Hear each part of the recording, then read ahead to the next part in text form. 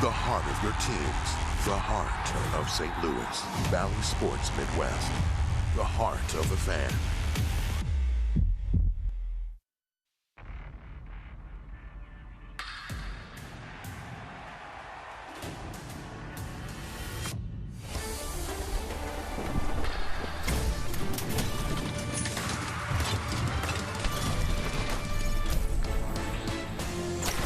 On a beautiful Sunday in St. Louis, it's time for Cardinals baseball. We wrap up the homestand and the series with the Dodgers. The Cardinals have won 4 of 6 here at Busch and try to finish up taking 3 out of 4 from L.A. before we hit the road tomorrow evening. Hi again, everybody. Chip Carey, Brad Thompson. What a homestand it's been, and what a way to wrap up the homestand, Brad, with an outstanding pitching matchup today. Clayton Kershaw for the Dodgers, Jack Flaherty for the Cardinals. Yeah, if you like pitching, this is the one for you, and both of these guys coming off pretty impressive performances. How about last time out for Clayton Kershaw against the Redbirds? All he did was 7 innings, scattered only 2 hits, and he punched out 9. We know the former MVP, 3-time Cy Young Award winner, he is dominant when he's out there. But you want to talk about dominance too, how about Jack Flaherty? Last time out, Chip, he was incredible. Jack punched out 10 last time out. He pitched like the guy they envisioned coming out of spring training. That's it. The velocity was up for him. He went to his curveball more. He stepped away from the cutter a little bit, but he had conviction in everything that he was throwing. Well, conviction will be important today if the Cardinals want to take 3 out of 4 from the Dodgers. Giovanni Gallegos was certainly convicted with the final pitch of the game. Cardinals get strike 3, they get a win, and Alexa will break that down for us as we continue on Sunday at Busch Stadium.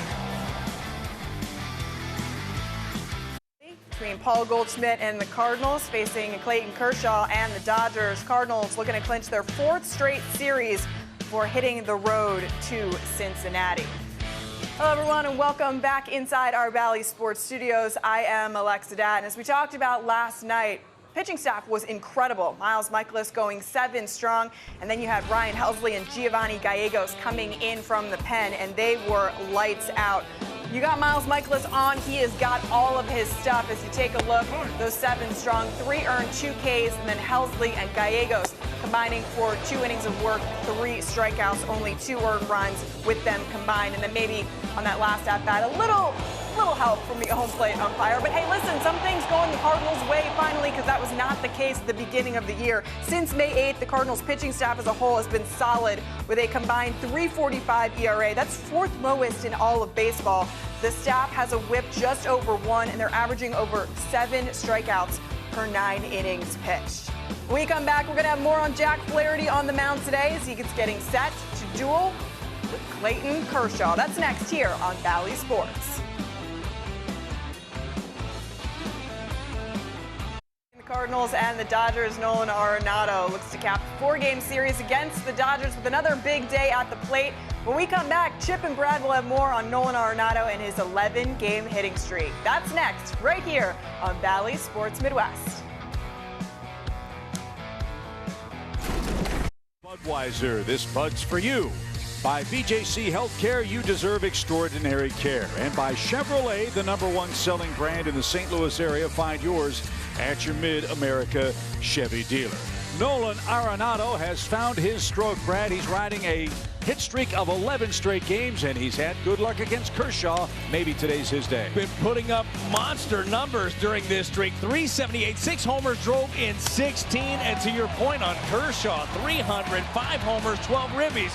Could be a big day for Nolan. Cardinals go for their 4th consecutive series win. If they take Game 4 today, they'll take 3 of 4 from the Dodgers and hit the road on a high note. First pitch from St. Louis is next.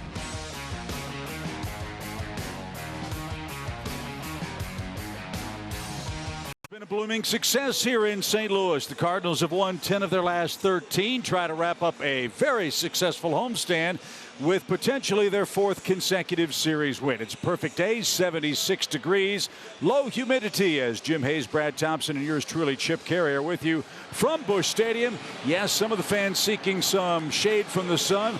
Cardinals Hall of Fame Umbrella Day. Those are good looking, and hopefully they won't be in use with, shall we say, the liquid sunshine here in St. Louis. Well, it is going to be a beautiful day here, Chip, and the way that things have been going for the Cardinals here as of late, everybody pumped up to be at the ballpark, excited to watch Jack Flaherty go out for hopefully an encore performance of his last time against the Brewers. He was so good, and the Cardinals, with this opportunity, look at them now, only 5 games back, find themselves in 4th place, just quietly creeping up the NL Central standings. Look, you're under 500, but the race that matters is how far are you back or ahead in the division. And it's remarkable, Brad, in this 15-day stretch, the Birds have picked up 5 games in the standings. Yeah, they're playing good baseball. As we all know, look, the Central is going to be one. It's going to be a very winnable division. I still believe it's going to come down to the Brewers and the Cardinals at the end of it. The Cardinals are finally starting to prove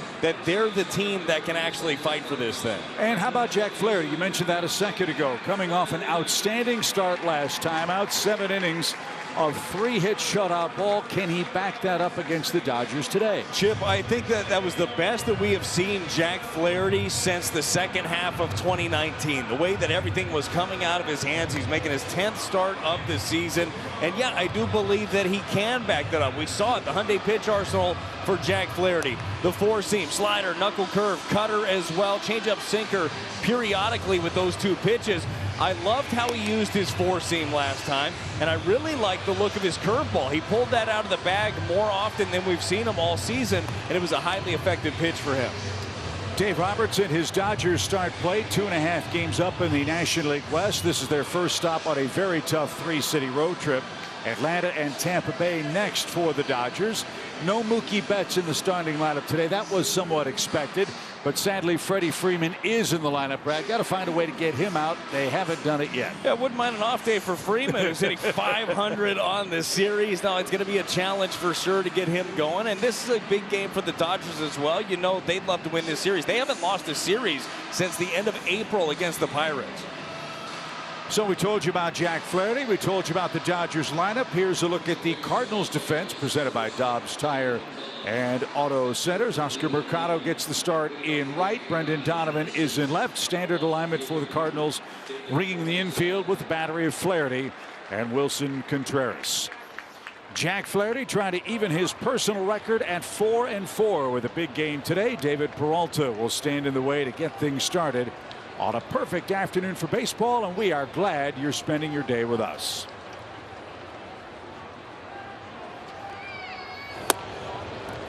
And just a bit off the plate. 1 ball, no strikes for Peralta, hitting .216 on the year. A couple of hits in the series, but he's done some damage. A left-handed bat to start things off for LA. And there are some dramatic lefty-righty splits for Jack Flaherty. Yeah, certainly has been an issue for Jack this year. Lefties hitting .342 against Jack. The righties .191. He only gave up 3 hits last time out against the Brewers. All 3 hits, though, were against the left-handers. And LA stacked him against Flaherty today. The 2-0 pitch misses high and away. And one thing you know you'd like to see Jack have a little better luck with is first innings. He's had long ones. He pitched out of a bases loaded jam in that last start, got a double play, and then went rolling. And how did it start? It started with a 4-pitch walk of Christian Yelich. Hoping not to repeat that. Nick Lentz said that one's good enough, and Peralta faces a 3-1 pitch. Well, this is where a well-located pitch down in the zone gets your ground ball, gets your out. He's going to be in swing mode.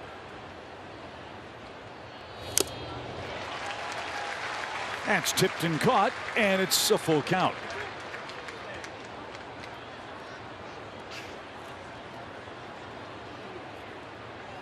The arch villain, if you will, is waiting on deck. Freddie Freeman. And he came back to get Peralta. Pulled a string on him. How about that sequence, Brad? Good start, 1 out. With that in mind, what are your Toyota keys? Well, I think this is a good start to it. The key is back it up. That last outing again, one of the most dominant performances we've seen from Jack in years.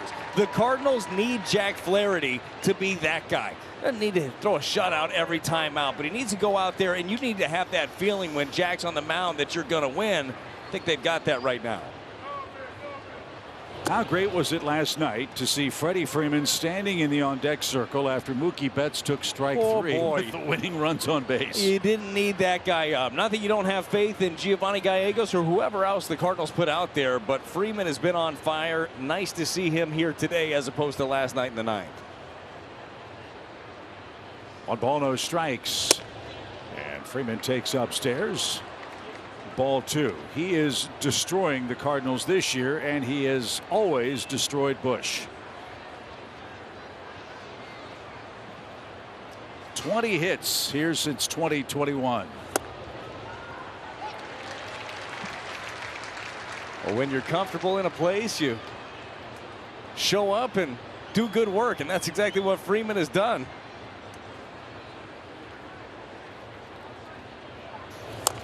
Little squibber. Flaherty pounces, bare hand, throws to first and got him. What a play. Don't you love it when the pitcher's the 5th infielder? Flaherty helps himself. Chip, I don't know if I've told you this. Best athlete on the field right there in the middle of it. Jack Flaherty pounces on this thing. Bare hand to get Freeman. Only guy that's going to be able to make the play as Arenado is playing off the bag. And gets Freeman, who can move a little bit for a big guy. Here's Will Smith. This guy is a really good player. I think he's maybe one of the most underrated players in the big leagues, and he plays in a big market and a team that's loaded with superstars. This guy just flies under radar and does great work. Yeah, he does for sure. He hits for average, he hits for power, he calls a great game. And I like the idea of sticking with the fastball, at least early on here against Will Smith. Will hits a little bit of everything. You see that by his average, hitting .314 coming into the year, but he's hitting .354 against non-fastballs. Anything else, he's crushing. That skipped up. 2 balls and a strike for Smith. 2 up, 2 down in the Dodger first. Cardinals trying to take 3 out of 4 from LA and avenge a rough series at Chavez Ravine last month.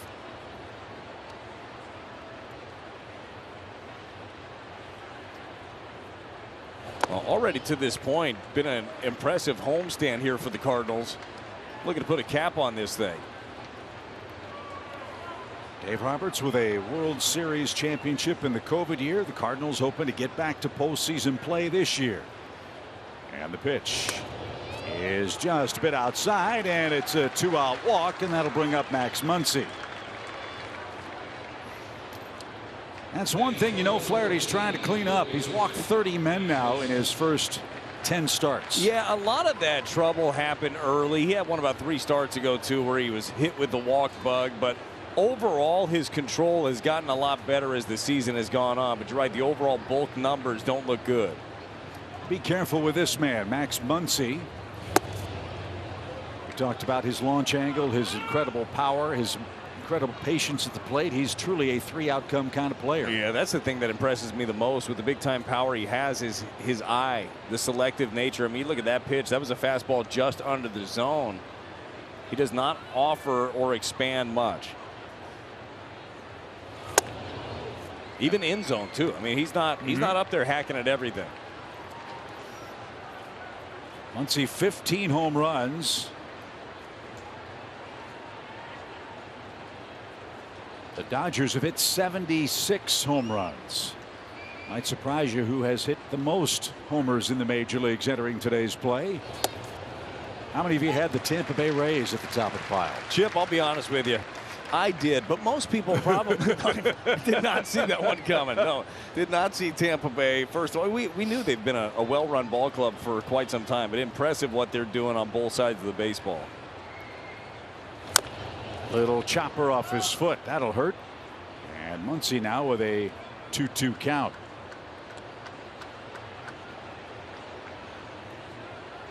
That got him good. Yeah, that squared him up. I mean, he barreled this thing right off of his own foot. It's going to take him a minute, walk this thing off. Oh. And I guess it's part of the pitcher's code of conduct. When that happens, you have to go right back in there, don't you? Well, you know what? Why make him feel comfortable, you know? remind him what pitch hurt and try to throw it again. But get it there with this guy. 2 balls, 2 strikes. Breaking ball, whacked foul. And Flaherty about to make his 21st first inning pitch. That is something that has been a trend here recently, is just longer first innings. Not necessarily just for Jack, although he did work out of a jam last time out against the Brewers in the first. Got a big key double play off the bat of William Contreras. But just overall in the pitching staff, the innings and the pitches have piled up in the early innings. Jack got the first 2 outs with 10 pitches. The walk, of course, pushed up the count. Now Muncy faces a 2-2. J.D. Martinez, the next hitter. He's on deck in a scoreless first inning. And here it is. He got it. Impressive start for Jack Flaherty. Bookend strikeouts. Dodgers are down in the first. The Cards take aim at Clayton Kershaw next. It's a treat to watch one of the best pitchers of any generation go to work for the Dodgers. Of course, it's Clayton Kershaw's turn to pitch in the series wrap-up. Brad, as you check out his Hyundai pitch arsenal. Kershaw has been so incredible the entire career. Here's how he does at the Hyundai pitch arsenal. The slider, the 4-seam, the curve, and the changeup. Uses the slider more than anybody in the game of baseball. Really leans on that thing, and certainly still has that big bender to finish off some of the hitters. He's going to be aggressive, just like we saw him last time out. A lot of right-handed bats, as you'd expect, against Clayton Kershaw with that big curveball. Nootbaar, Goldschmidt, Contreras hope to get the game off to a good start. And look, Clayton Kershaw is pitching with a heavy heart today. He lost his mom, Mary Ann, a little more than a week ago. As this one popped out of play foul, she passed away. Clayton Kershaw has elected, obviously, to pitch in this game. After the Dodgers and Cardinals wrap up the series, Kershaw will go to the bereavement list and attend to his family. And all of us send our thoughts and prayers to the Kershaw family. Absolutely. I couldn't imagine pitching and going through what he's gone through in the last week plus. But I'm sure that maybe this is a kind of a safe haven for him on the mound where he feels comfortable. And so you figure he's going to be pitching inspired, even more inspired than normal today. 3-time Cy Young Award winner.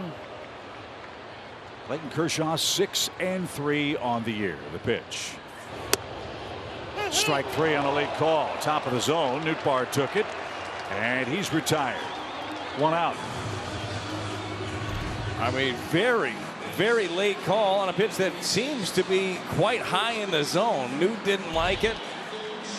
Felt like I was looking at my computer at home where it's just loading. Strike 3. That's a tough one. Paul Goldschmidt hitting .301. As you'd expect with Goldschmidt and Arenado, tons of head-to-head action with Clayton Kershaw from their days in the National League West.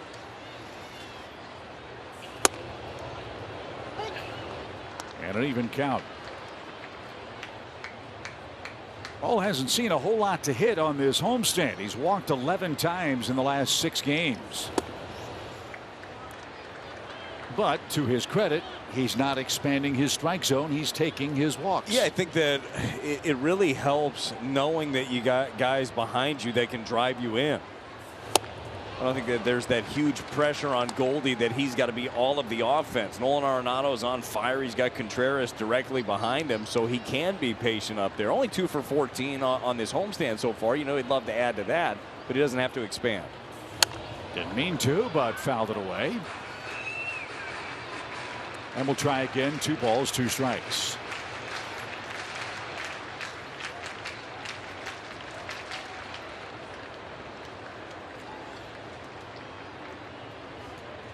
Outman and Hayward very shallow in center and right as Kershaw takes care of Goldschmidt. Back-to-back strikeouts and 2 are away. And a look at the rest of the Dodger defense presented by Dobbs Tire and Auto Centers. There's Jason Hayward playing right field for LA. Still one of the game's great glove men. Walter and Outman join him. Muncy and Freeman on the corners, and as we mentioned, Will Smith in harness behind the plate. Here's Wilson Contreras.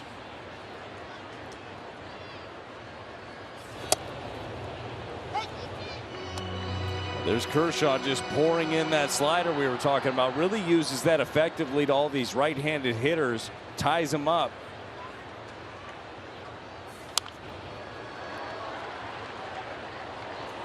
And he is not messing around. No balls, 2 strikes. Kershaw trying to climb ever closer to the 3,000 strikeout mark. He entered play today needing 130 of them. He's got his first 2 Cardinals on strikes today. And floats that one up and away. Ball 1.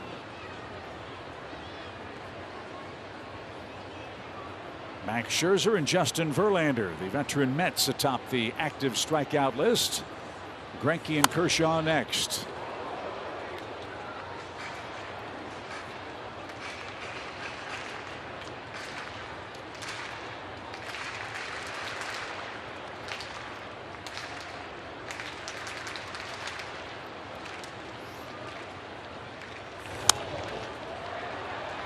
Wilson putting up a fight here. Nolan Arenado would be your next hitter. In this 13-game stretch for the Cardinals, they've been averaging 7 runs a game and have scored 91 runs. Driven toward right, but right at Hayward, who retreats. And Jason puts that away, and that retires the side. 1 scoreless inning in the books on a sunny St. Louis Sunday. Dominant as we've seen from him in a long time. Jack told me this about it. It's just a place to start. It's on me to go forward from there. Chip, Jack told me Wilson Contreras, who was behind the plate in that start and is here again today, should get a ton of credit. Jack said, I may have shaken him off maybe 1 time all game. A lot of praise there. A lot of praise, Jim, and the results certainly show that that combination, not just Flaherty Contreras, but the rest of the staff is really working right now. Starting pitching has been a problem, seems to have been stabilized, whether it's Kisner or Contreras. That's very important for the Cardinals, Chip. And the numbers tell you that that is indeed the case, as J.D. Martinez leads off the second for L.A. And look, it is a small sample size, but the last 4 games with this man behind the plate, what do they say, Brad? The numbers don't lie. Yeah, for sure. A 2.36 ERA. Beforehand, it was a 5.04. Nobody in the organization or Contreras wanted to have the pause or whatever you want to call it of him behind the plate. But since coming back, he's looked good. And in all fairness, look, it's definitely not all Contreras. Like, the pitching staff has looked better. There's been more conviction. There's been better pitches. They finished guys off, made better pitches with 2 strikes. I think both sides are working together very well.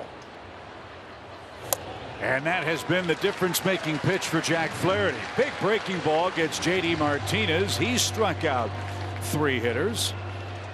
And let's check out this nasty pitch from Jack Flaherty. Yeah, 3 punch-outs in the ball game today so far for Jack. All of them have been on the slider, and the key is down on this one. This pitch backs up a little bit on Jack, but it's down in the zone. That pitch is very effective down there. So James Outman, the hitter, with nobody on. This will be an interesting matchup. Jack's been down with everything, but Outman has chased everything up in this series. He's 2 for 9 with 4 strikeouts.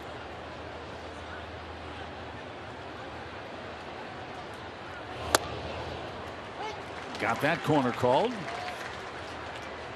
1 ball, 1 strike. Well, that right there by Contreras. Contreras, the one that got him this strike. Ended up pulling it back up. Nick Lentz, home plate umpire, gives it to him. And then a nice job there with the cutter to make sure that pitch is in. The key with that cutter from Flaherty, we've seen him get bit with that pitch a little bit earlier in the year. For me, the key is using that thing in off the plate. You use it there to tie somebody up, or you use it in for effect, but it's not to be thrown for a strike. In the air, shallow center. Drifting out is DeYoung. And he'll reach up and make the grab. Soft pop-up takes care of Outman. 2 up.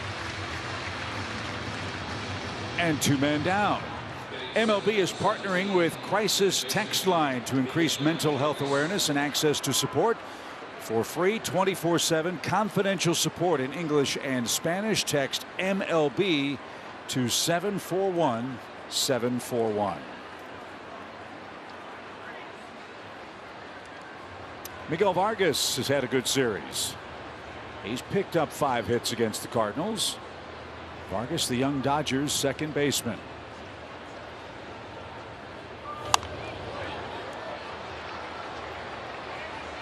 Well, I love how Jack is attacking the strike zone, getting ahead. And as you just said, Brad, getting to 2 strikes and not messing around. That's it. That was one of the biggest differences, too, in his last outing against the Brewers, is he used his fastball more and he threw it for strikes more. So last outing for Jack's fastball, he threw it for a strike 75% of the time. Just for reference, the rest of the season coming into that one, it was 55%. He jumped 20% in strikes. And it's so refreshing to see a guy with a good fastball throwing it more and throwing it, as you said, in the zone, in good spots. He's got a good heater today. And he just blew away Miguel Vargas. Jack Flaherty has struck out 4 Dodgers in 2 scoreless innings at home.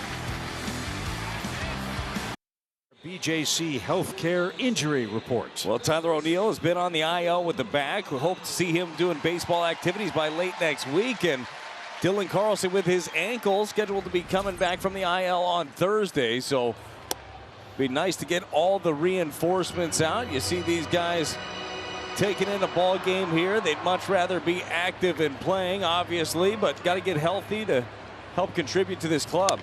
But the Cardinals in their stead have been playing some good baseball. Do those matching outfits help you get off the aisle faster? They do for sure. Dylan better take that hood down quickly. They're not matching anymore. Arenado didn't get that from Kershaw. 1 ball, 2 strikes. What a run for Nolan. An 11-game hit streak, his longest as a Cardinal and his longest since he had a 12-game stretch of success with the Rockies in 2019. Swing and a shot headed for the gap in left center. That ball is going to get down and bounce off the wall. Nolan Arenado breaks up the no-hit bid. A leadoff double here in the 2nd inning. And a 12-game hitting streak. Well, when you're locked in, it really doesn't matter who you're facing, how nasty they are, or what the resume looks like. He gets a slider right here from Clayton Kershaw. He misses middle. And Nolan Arenado, he's not missing much of anything right now. Drives it into the gap to get something going. 5th double for Arenado. And now let's see if the Cardinals can move him along and strike first early in game 4.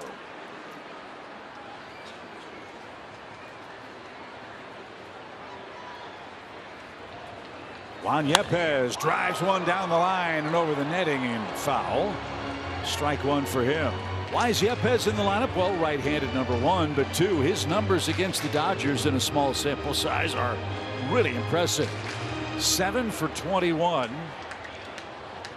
with 2 homers. Let's see if that button was pushed properly. There's upstairs. A lot of questions about Gorman. Why is he not in there? Another home run, big 3-run bomb off a lefty last night. It was, in fact, a scheduled off day for Gorman today, as we were talking to Ollie before the game. Got to keep him fresh as well. Good cut there, but fouled back. 1 ball, 2 strikes. And was Gorman's home run last night impressive, and the reaction equally so. He was extremely fired up. Well, he should be, right? He's having a monster year, but a big spot right there. 1 swing of the bat, 3-run shot, ended up being the game winner. Spiked the bat. You love it. Yepez takes his timeout and forces Kershaw to reset here. Edman and DeYoung to follow. The Cardinals have the game's first hit, a double by Nolan Arenado here in the 2nd.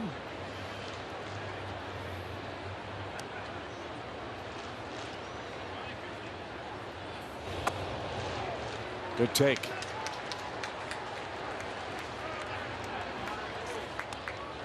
Yeah, right here with 2 strikes for Juan Yepez. Just looking for a productive at bat right here. Maybe drive something to the right side. Just get Nolan over to 3rd.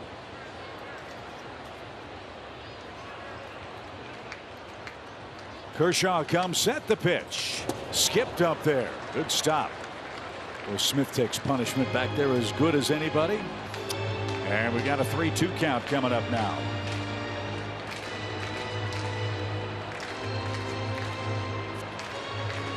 Kershaw has been state of the art. He's not been as brilliant away from Dodger Stadium. We hope that continues here today. The pitch. Just kind of tells you how good he is, right, when you're referencing his home road splits, and he's got an ERA still in the threes. A 3.64 on the road this year in 5 starts. Still very respectable, but it's not like the 1.13 that he's got there at home. 1-1-3. Incredible.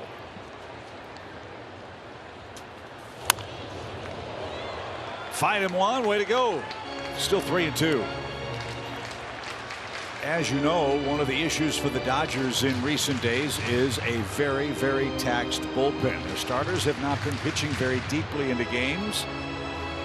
They had to use their bullpen a lot last night. Would love to knock Kershaw out early today as Yepez readies for his 8th pitch. And he pulls it foul at third. Continues to make Kershaw make some pitches, and you're absolutely right. When you look at the Dodgers, and look, the record is still good, as you've mentioned before in talking to Dave Roberts. They're winning games overall, but not clicking totally as a team. It's Kershaw and Syndergaard. Those are the only 2 starters left from opening day that are not on the IL. Urias ended up going on yesterday with a hamstring. Yepez down swinging, but what a battle. Took a lot out of Clayton Kershaw to get his first out of the 2nd inning, his 3rd strikeout of the game. Ended up getting him with a pitch that he had fouled off a couple of times in this at bat. This time the slider down under the zone. Yepez can't get a piece.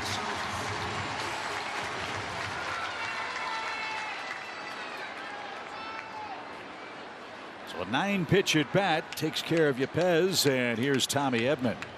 He's had a great homestand. 9 for 17 at the plate, and remember, he was sidelined after a collision with Lars Nootbaar earlier. Yeah, he is having a really nice homestand, and again, very good against the lefties. 333. Little flare into left. That's going to get down, and the Cardinals are going to strike first. Edman on his way to second. It's the daily double for the Birds. It's 1-0.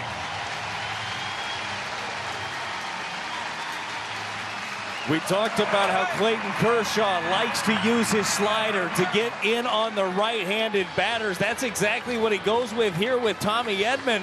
But Tommy's able to get the hands to it, get it into left field. It jams him a bit, but just enough to serve this into left and get the Cardinals on the board. Another reason, Brad, why the Cardinals are streaking. It's not for lack of opportunities. They're finally cashing those opportunities in. Well, yeah, they absolutely are. Look, this is a team that is, they left a lot of meat on the bone early on in the season, not so far in this series.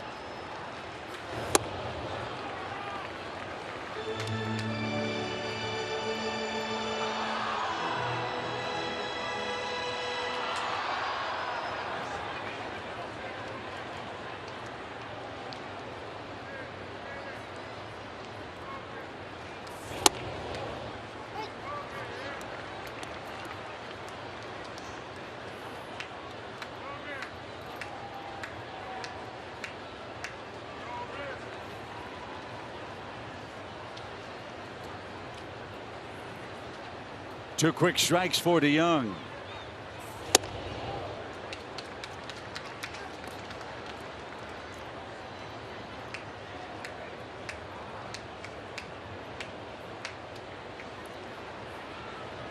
Let's add on with another run here in the Cardinals' second. 1-0, 2 doubles. On the ground, deep short. Knocked down, throw to third is going to be in time, and a collision. Nice job by Muncy to hang in there. And Edman got rocked as he slid into third base. That's the only play Rojas had, and sadly the Dodgers made it. Well done, 2 outs. Yeah, good play right there at shortstop by Rojas. And you're right, good play by Muncy. That was a risk there, certainly, for Tommy Edman. That ball's in front of you. He tries to read it. Thought he was reading it through the hole there, because if it does get through, he scores easily. But they're able to peg him at third. Need to get Tommy some football pads. Boy, he's been taking a beating lately, hasn't he? Lars got him. Gets clipped by Muncy right there. I don't know if they've got pads for all these shots he's taken. Brendan Donovan fouls one back. This kid could use a hit. He's hit the ball on the button 2 or 3 times in this series, and he smoked it right at the shortstop. And that's exactly where Rojas is playing here. Now 4 steps to the third base side of the second base bag.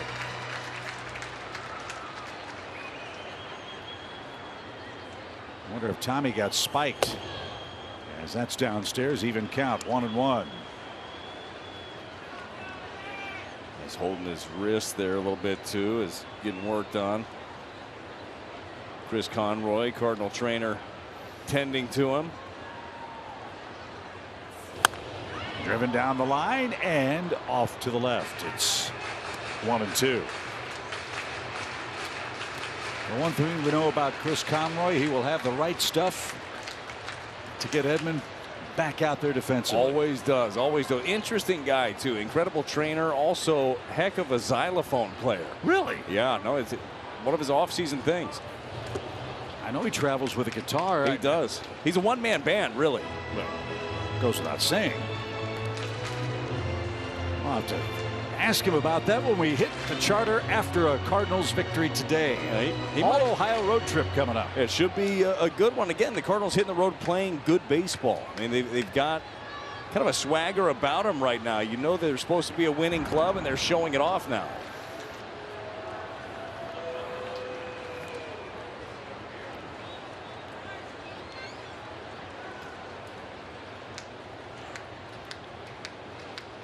Two balls, 2 strikes. DeYoung a short lead as Kershaw stares at him and driven out of play foul. All of Donovan's homers have come in St. Louis.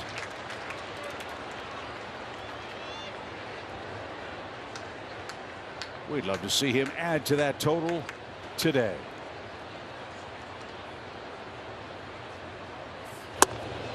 Good take. And that's when this young man is at his best. He has an uncanny ability to command the strike zone. It really does, and he really takes good at-bats against lefties also. I mean, he's one of those guys you feel comfortable putting in against a little bit of everybody, as Donovan takes his time out here against Kershaw. Just picks up the ball well, and you're right, when he is locked into, he's spoiling pitches, he's fouling them off, he's a real pain in the tail up there for the opposition. Downstairs, he takes ball 4. So there's an example of it. Left-hand hitter is walked by Clayton Kershaw, and the inning continues. And it is Mercado coming up, who debuted with a bang the other night for the Cardinals. He picked up 3 hits, scored 3 runs, and stole 2 bases. No big deal. Nice night at the office there. A long time coming for the second-round pick years ago for the Cardinals. Made his debut, as everybody knows, with Cleveland. Found his way back and made an impact.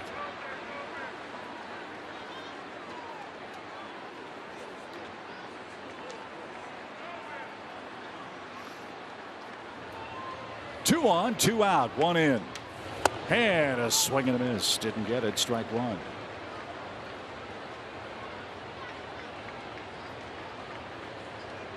Pitches piling up for Kershaw. His next will be his 45th, and he's not out of the second inning yet.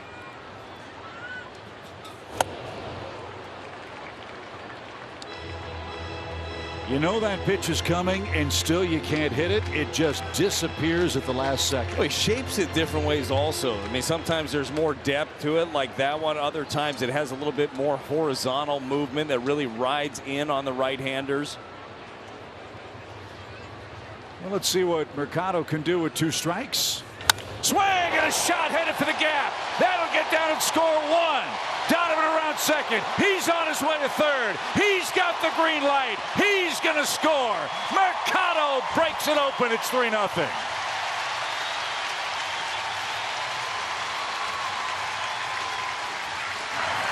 How about Oscar Mercado right here? He said, fool me once, shame on you. Ain't gonna get fooled again, is what he said. He's got a slider, the same exact pitch that he just swung over, and he drops the head, hammers it in the gap, and drives in Paulie D. That's what Ali said about Mercado. He is such an observer of the game. As Nootbaar digs in, questionable strike 3 ended his first at bat. But Mercado doesn't watch, he observes. And to your point, he figured Kershaw was going to the same spot, wasn't going to be beaten with a third pitch. You know the tendencies. You know how pitchers like to finish off hitters. 2 strikes. Kershaw goes to that pitch a lot, and he was ready for it. So the walk to Donovan sets up Mercado, who has had a whale of a series. And Kershaw a little flustered and has had to throw a ton of pitches here in the second inning. Now he's moving toward 50 of them.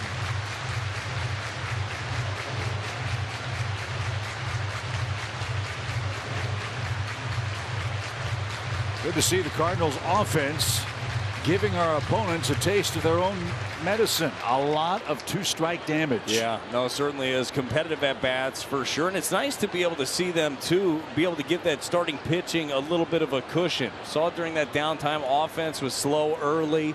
Starters felt like they were walking a tightrope, and unfortunately they weren't great tightrope walkers for a while.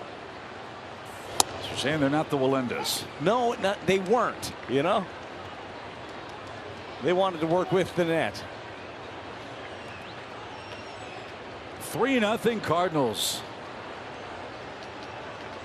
The bottom of the order doing a great job against Kershaw. This one squibbed back to the mound, and Clayton will lob that to first, and that will retire the side. 3 doubles. That's a great way to start your day, isn't it? We go to the third.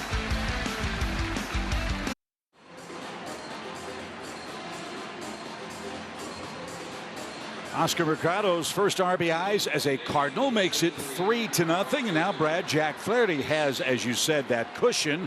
Let's see what he does with it as we check out our AT&T Fiber fast pitch. Well, how about this curveball usage? Last time out against Milwaukee, jumped way up for him. A pitch that we haven't seen him use it as much in this ball game. Still incredibly early for Jack Flaherty, but used it overall 23% of the time, 28% with 2 strikes. And there are some days where you just got a feel for a pitch, and he definitely had it. There's a look at one right there. 74-mile-an-hour breaking ball.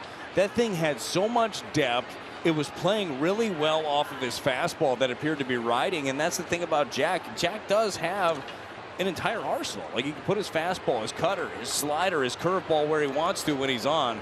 But I really liked his usage of that pitch last time.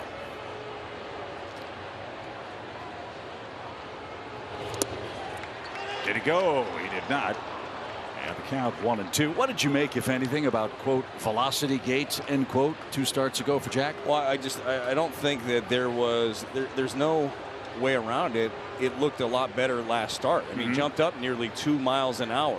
So lifted toward left, bright sunshine, tough play. Arenado going out, glasses gleaming.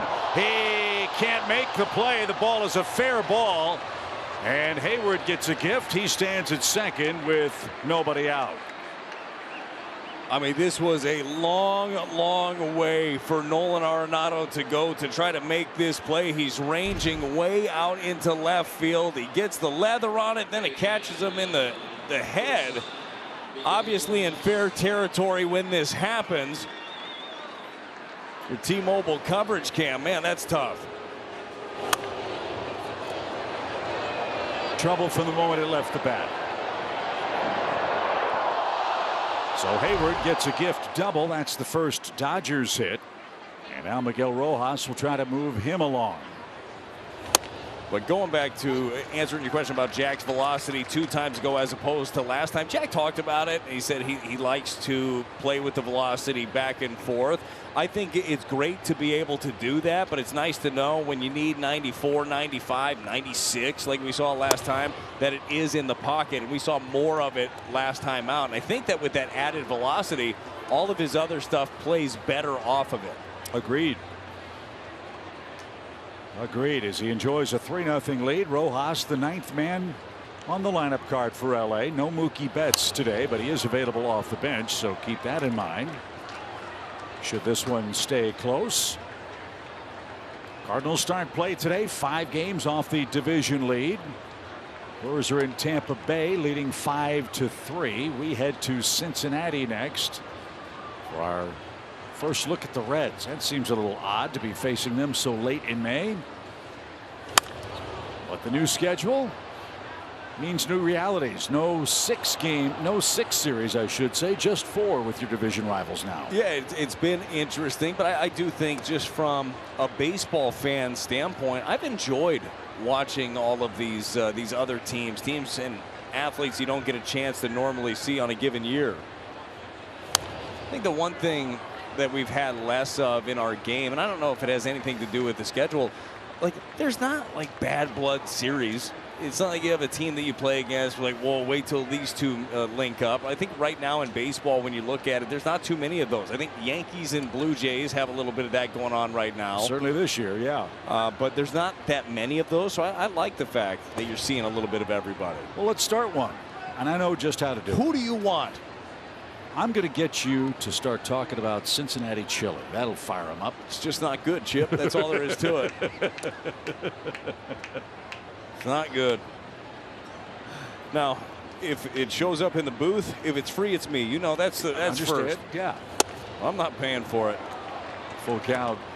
That's Rojas. That's just a lifelong thing for me. Pitch number 8 with the top of the order, Peralta waiting next. I mean, who put spaghetti in it, really? Sharply hit into right field, a base hit. Hayward held up for a second, and they're going to hold him. And the runners for LA are at the corners. Nobody out. Good at bat there for Rojas, who has a 4-game hit streak now. And now Peralta, Freeman, and Smith will try to get LA back in the game. Your Chevy pitch track. It was a 4-seam fastball right there from Jack Flaherty. It's up in the zone, though, and Rojas does a really good job of just hitting it where it's pitched. If he tries to pull that ball, he's got a little ground ball or pops it up to the infield. Well, you trade 2 for 1 here if you can get a double play. Peralta struck out his first time up. As you know, the Cardinals have been a double play turning machine this year. They've earned 44 of them. And Jack Flaherty has been the leader of that pack. 13 double plays behind Jack. Yeah, he's gotten a ton of them. And I think that if you're seeing this strike zone here from home plate umpire Nick Lentz, I'm trying to stay down as much as possible. I'd like to stay away also. Fly ball center. That'll get a run home. That's deep enough. Let's see if they try to tag it first. They won't be able to. Hayward trots home on a sacrifice fly. And Peralta's RBI cuts the Cardinals' lead to 2. It's now a 3-1 score. And here is Freddie Freeman.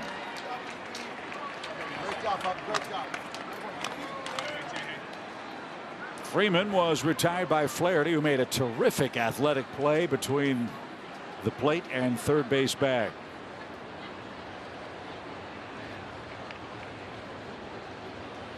Well, Freeman, a difficult guy, as don't get the call on the same pitch that we've seen called multiple times.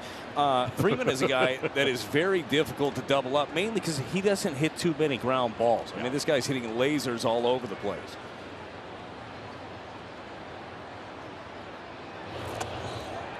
Went around there, though. Wanted the appeal, didn't get it. 1 ball, 1 strike. And to see how the Cardinals want to defend Freddie Freeman. His perfect stroke is a line drive over the shortstop's head. They've got Arenado and DeYoung bunched up closer to the second base bag here. And that's exactly where he hits it. There's 1. There's 2. Another double play for Jack Flaherty, who bends but doesn't break. Freddie Freeman's 3rd double play of the year ends the Dodger inning. 3-1 Cardinals in front. Cardinals and Royals, 25,000 fans on Memorial Day, 21 and up, will enhance their style with an all-over print shirt courtesy of Budweiser. For tickets and more information, go to cardinals.com/promotions. Cardinals 3, Dodgers 1, 2, 3, and 4 on the lineup card as we head to the home 3rd on the homestand finale.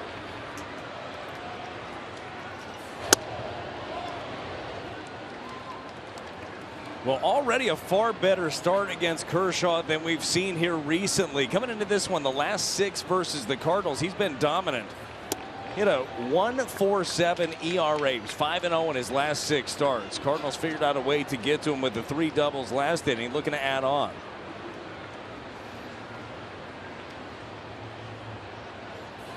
Birds had a great second inning. 7 men came to the plate. Kershaw had to throw a ton of pitches. Remember, the Yepes 9-pitch sequence, even though he struck out, maybe set up all the action later in the inning. As this one fouled away. Now a full count for the Cardinals first baseman. And Kershaw now 54 pitches. You know, Dave Roberts would love to coax him through 6 innings, but let's make this guy work. He's given up 3 runs, 3 hits. And a floater fooled Goldschmidt, who's down on strikes. He knew it. And Kershaw, with strikeout number 4, has the first out of the inning. That is almost an impossible pitch to pull the trigger on. It is a ball the entire time until the last second. It drops in and catches the top of the zone. Contreras flied out. Kershaw missed with that one. They used to say of Sandy Koufax's curveball, you could hear it hissing as it made its way through the air. I wonder if the same is true for Kershaw with that late break. Very well could be. Swing, fly ball, hit high in the air toward left. Peralta, long run, still chugging to the warning track, and he makes a terrific sliding catch and slams up against the padded wall. He had to cover 5 acres to get there and left, but he did it. David Peralta got a good jump on this one, and he needed every bit of it. The slide as he's heading into foul territory. That's a nice play. I mean, that one kicks away from him. Who knows? Could have been standing potentially on third base. So 2 outs. And Nolan Arenado, the hitter. He extended his batting streak to 12 consecutive games, 18 hits in that stretch, including 6 homers. Yesterday was his 350th game as a Cardinal. I'd say he's fit in just fine, hasn't he? There are some guys that just the way they go about it, I feel like are meant to wear that uniform, and he's one of them.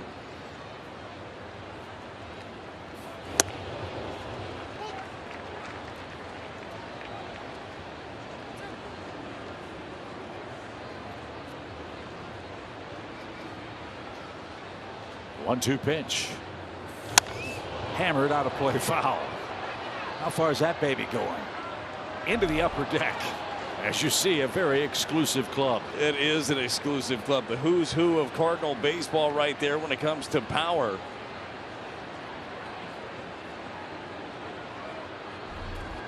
Good to see our colleague Jimmy Ballgame on that list. As Arenado swung at a ball a foot in front of the plate, and the best pitch for Kershaw is the curveball. He found it in the 3rd inning, but he finds himself down 2. How about that beautiful panoramic shot of Busch Stadium in St. Louis? Our director Tom Mead, Brian Shapiro, our producer, as we wrap up the homestand. Cards looking good against Clayton Kershaw. Almost as beautiful as that picture. 3-1 is your score as we head to the top of the 4th. It's a perfect day for baseball, a great day to have a lead, and a great time for another shutdown inning here for Jack Flaherty. Got the double play ball off the bat of Freddie Freeman. And he gets back to work.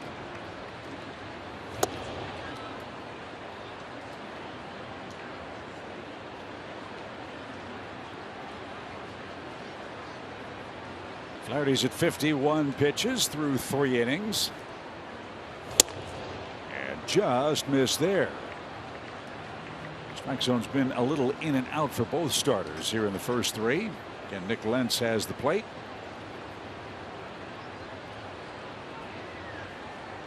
Smith, Muncy, and Martinez, the trio for LA. Another miss. 4th 3-ball count for Flaherty in the first 3+ innings.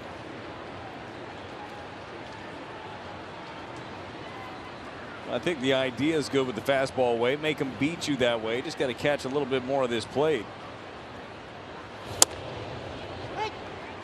That backed up on him. 3-0. Yeah, 3-0, though. You think Smith's probably not swinging at that one. Now, I think a good fastball way gets him.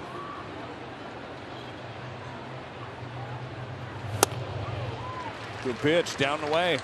And I love the fact he's throwing his fastball so much. Yeah, I mean, until they hit it. You're never looking to fall behind 3-0, but his heater is good enough to throw with it within the strike zone and be confident in it.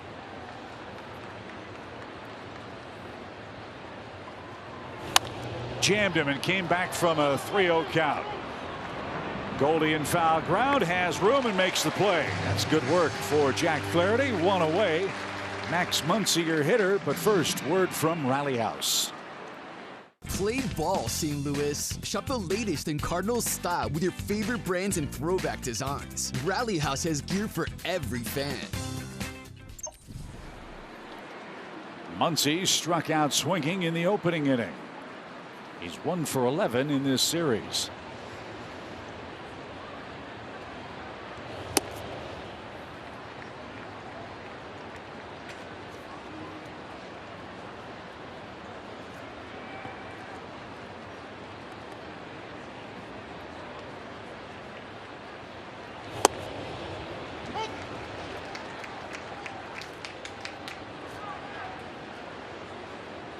So far, so good for Jack Flaherty. 1 out in his 4th inning.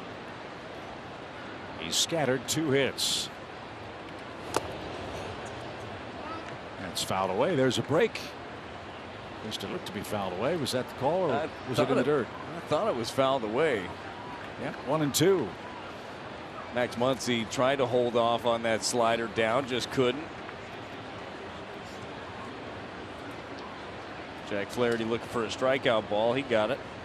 Yeah, that one defective. It happens every now and then. So's that one. Here's that strikeout ball right here. I kind of wanted him to just throw that one out too, just for fun.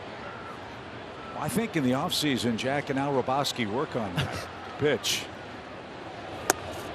Just missed low. Wow. That's a great pitch. I mean, this is a slider, catches the bottom of the zone. Didn't get the call there by Nick Lentz, home plate umpire, but that's a good spot. Throw it there again. Yeah, there we go. Don't get them both, Max, and he's arguing. Well, Max Muncy got another life on that last pitch, that slider down. This time it's 95, a little something extra from Jack Flaherty. Catches the corner, catches him looking for his 5th strikeout of the game. So Muncy out on strike 5. And 2 are out. And now Muncy is charging toward the third base umpire. Dave Roberts is joining him.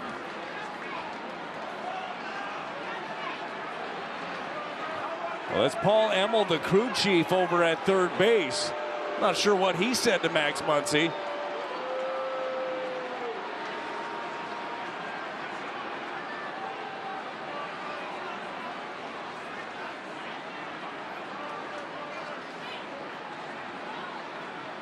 I wonder if Muncy's arguing that that ball wasn't tipped for strike 2. Don't know if he's been ejected. Yeah, generally when somebody comes flying out of the dugout, you think that there would have been an ejection, but we shall soon find out.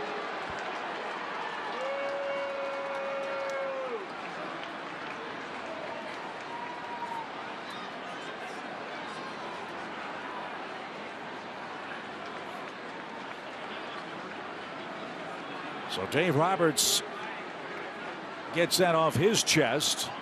We'll see if Muncy has been ejected. He's the 2nd out of the inning. And if I had to guess, I think that's what it was. There wasn't an appeal on any of those swings, was there, to third base? No, did not see anything there. It definitely appeared. I mean, you could hear it on the foul tip. And those are not reviewable as Martinez digs in. So my guess is, and this is only a guess, that Muncy, hitting left-handed, felt he didn't tip that ball. The third base umpire, Emmel, looking in, didn't see that he didn't foul tip it, and thus was later rung up And someone in the dugout caught that pitch. 1 ball, 1 strike. Well, he was obviously frustrated too about both of the strikeout pitch, but the pitch before it appeared to be a strike as well. We'll find out exactly what it was and if he's still in there.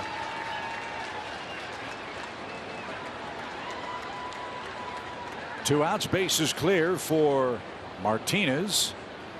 And this one hammered up the middle, a base hit. So a 2-out single. And let's go back and look at the Muncy at bat. Our great crew found the tip or not tip pitch. And clearly he did get it off the end of the bat. Yeah, that certainly cannot be what he's frustrated about. It's just got to be the call. And I don't know if the crew chief over there at third base, Paul Emmel, said something to him while in the dugout. He came flying out quickly and going after Emmel over at third. With bat in hand. That can't be a comfortable sight. I just forgot to put it down, is all that is. In a bit of a hurry.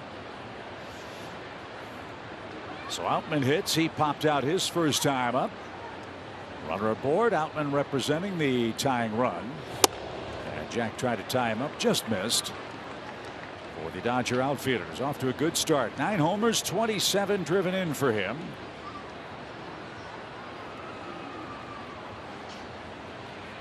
Flaherty protecting a 3-1 Cardinal lead here in the 4th. To first and caught on the fly by Goldschmidt, and the Dodgers aren't done in the 4th. We'll see if Max Muncy is done too. It's 3-1 St. Louis. The Cardinals and Cubs is June 24th and 25th. Kick off the celebration Sunday, June 11th. 25,000 fans 16 and up take home a bobblehead featuring Adam Wainwright in a traditional London Guard uniform. Visit cardinals.com/promotions for all the details. That shot answers our question. Max Muncy was ejected after his 4th inning at bat, so Chris Taylor will take over for LA. And Juan Yepez will lead off for the Cardinals, who lead 3-1.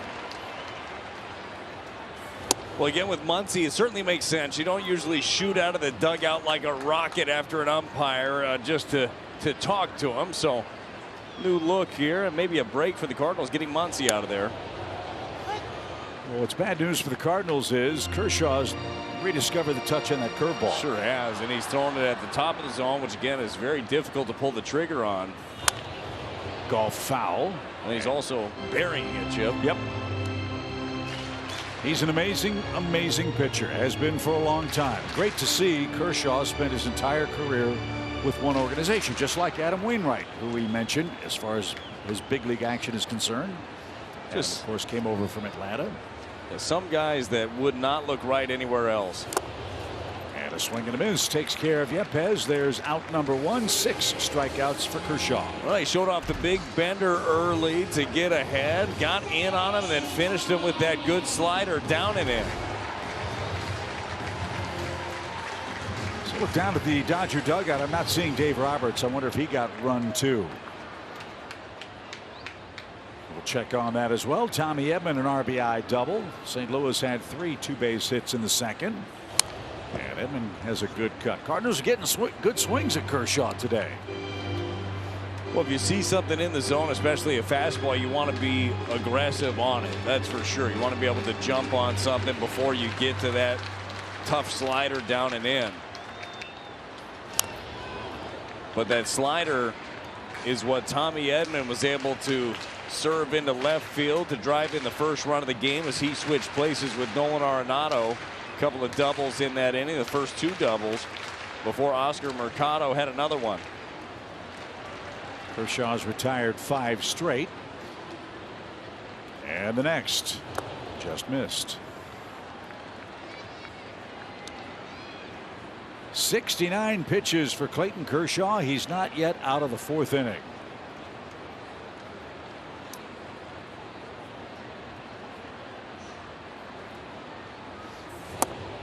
And number 70, too tight. 2 balls, 2 strikes.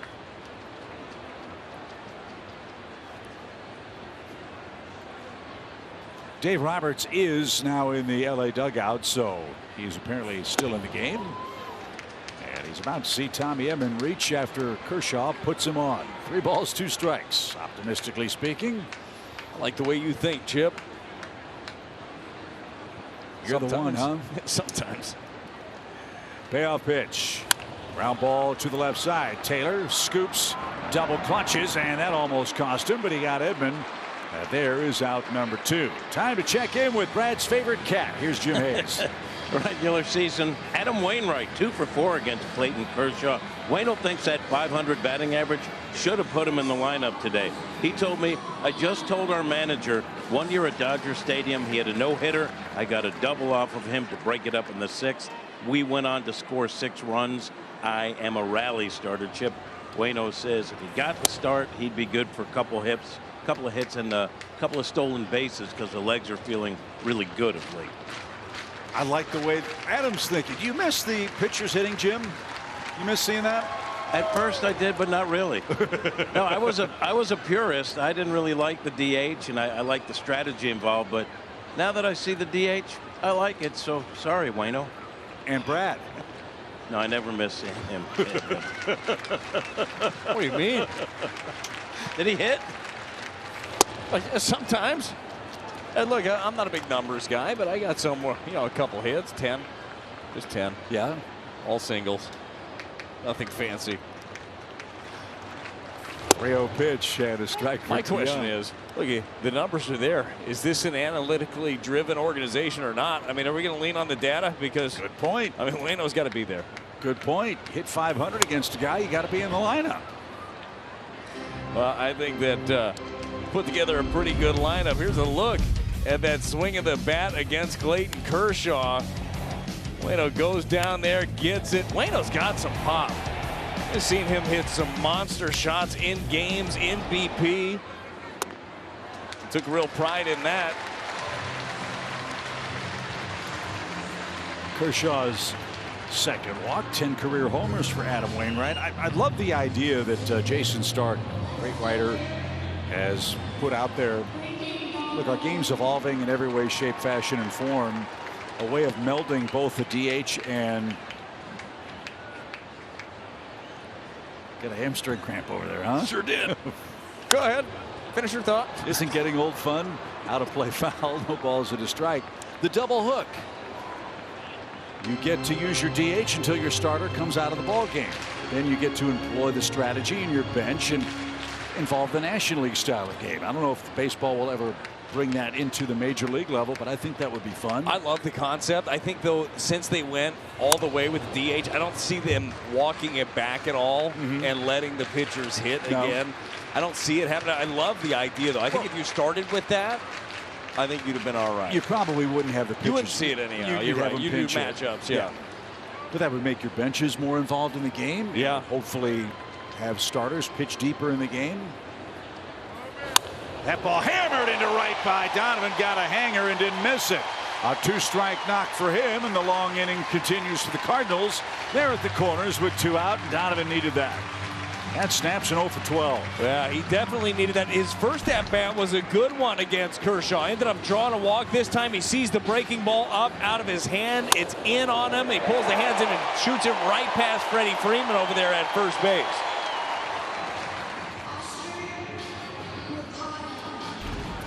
Well, you get a chance against this guy, make it happen. Mercado did that. His first 2 Cardinals RBIs in the second inning. That made it a 3-0 game. LA got a run back in the top of the third.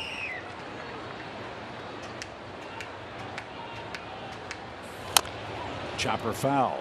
Got a pitch to hit, but got the top half. Strike 1. Yeah, that first at bat for Oscar Mercado. He swung over one of those sliders there from Clayton Kershaw. Kershaw with 2 strikes tried to go back to it, and it was basically the same exact pitch, and it was a great adjustment by Oscar to get under it, get inside of it, and drive it in the gap and bring in 2.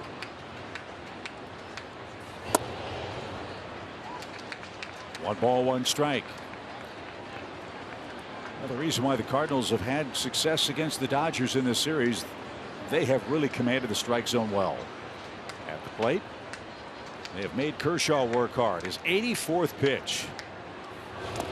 Cardinals have walked 30 times on this homestand. Most walks in the major leagues in the last week. And that's what happens, too, when you have a dangerous offense top to bottom. We've talked about it before, the idea of scaring the pitchers out of the strike zone. I think we've seen a bit of that. And as we speak, the bullpen for the Dodgers, they start to scurry. Right-hander Shelby Miller starts throwing.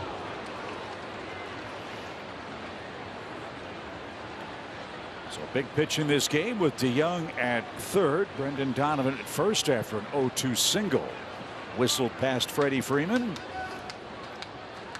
And Oscar will take his timeout with a 2-2 count. Lower third for LA coming up in the fifth inning. They have lost Max Muncy, who was ejected after being called out on strikes. In the top of this inning, the pitch. Fought it off.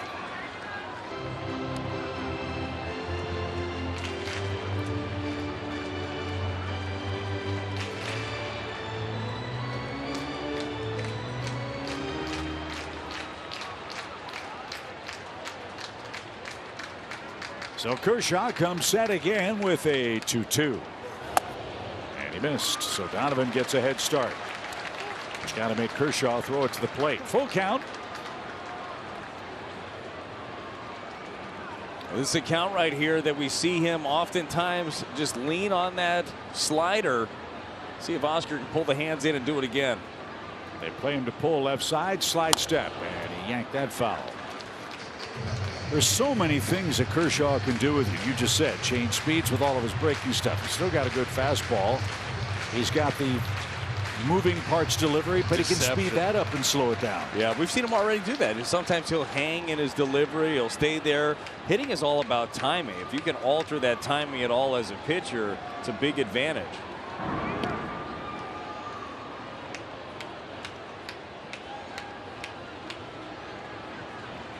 Pitch number 8 for Mercado coming up as the Cardinals continue in the home fourth.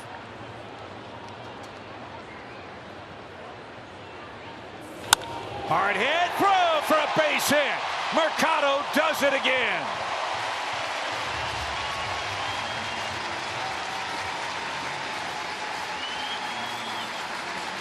Oscar Mercado taking advantage of every opportunity that is coming his way. A good at-bat. Tried to sneak the fastball by him. Caught more of the plate than Kershaw wanted. And drives this right through the left side of the infield to bring in another one. Well, don't you love 2-out rallies? A walk to DeYoung. Donovan singles on an 0-2 count. And Mercado, after a 9-pitch sequence, drives home the 4th St. Louis run. And now the bottom feeds the top, and Lars Nootbaar. Lars is 0 for 2.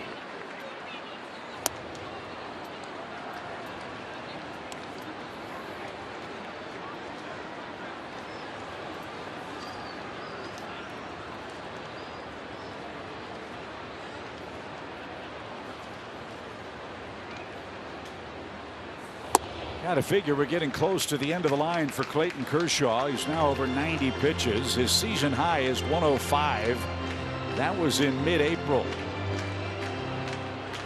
94, 92, and 90 pitches. His previous 3 starts before today in St. Louis.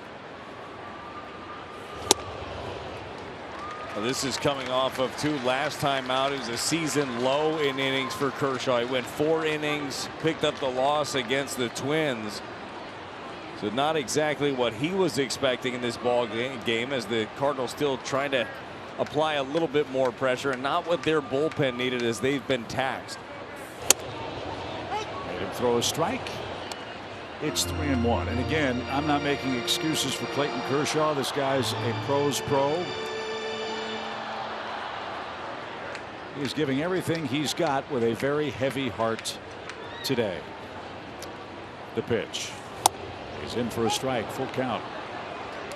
Missed our opening comments. Kershaw lost his mom about a week ago and is pitching today. And after today's game, we'll go to the bereavement list to attend to her and her memory. As the runners lead, the 3-2. It's inside, ball 4. Kershaw thought that was good enough. Nootbaar takes a walk, and they're loaded for Goldschmidt. And here comes Dave Roberts. That is the end of the line for Clayton Kershaw today.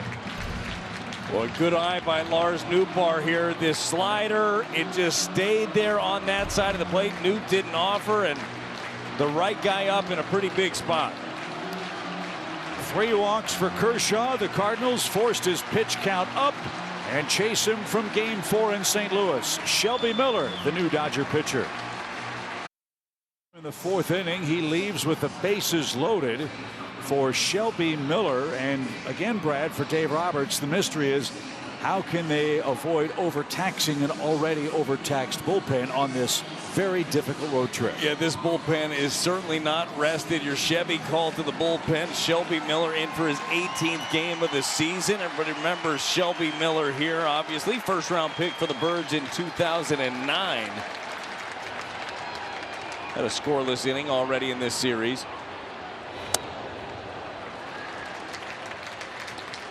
Donovan kept the inning alive with a single. Mercado drove home a run with a single. Lars Nootbaar just walked, so the Birds have him loaded with Miller and no place to put Goldschmidt, who has struck out twice. Hammered but right at third, and that will retire the side. Cardinals get a run back. Clayton Kershaw on the short end of a 4-1 St. Louis game. We head to the 5th inning. StatCast is powered by Google Cloud, and the Cardinals being powered by Jack Flaherty. Yeah, 5 strikeouts from Jack so far. 3 on the slider, 2 on the 4-seam. 1 painted down, 1 up at the top of the zone, getting the swing and miss. But Jack Flaherty has been looking good. Done a good job of getting strike 1 and then working from there. Better feel for the slider. Last time out, we saw him lean a little bit more on the curveball. We've seen some good ones there, but commanding the ball to each side of the plate. On the ground is short. Good catch. Close play, and he beat it. Vargas hustling down the line, legs out an infield hit on a ground ball to the shortstop.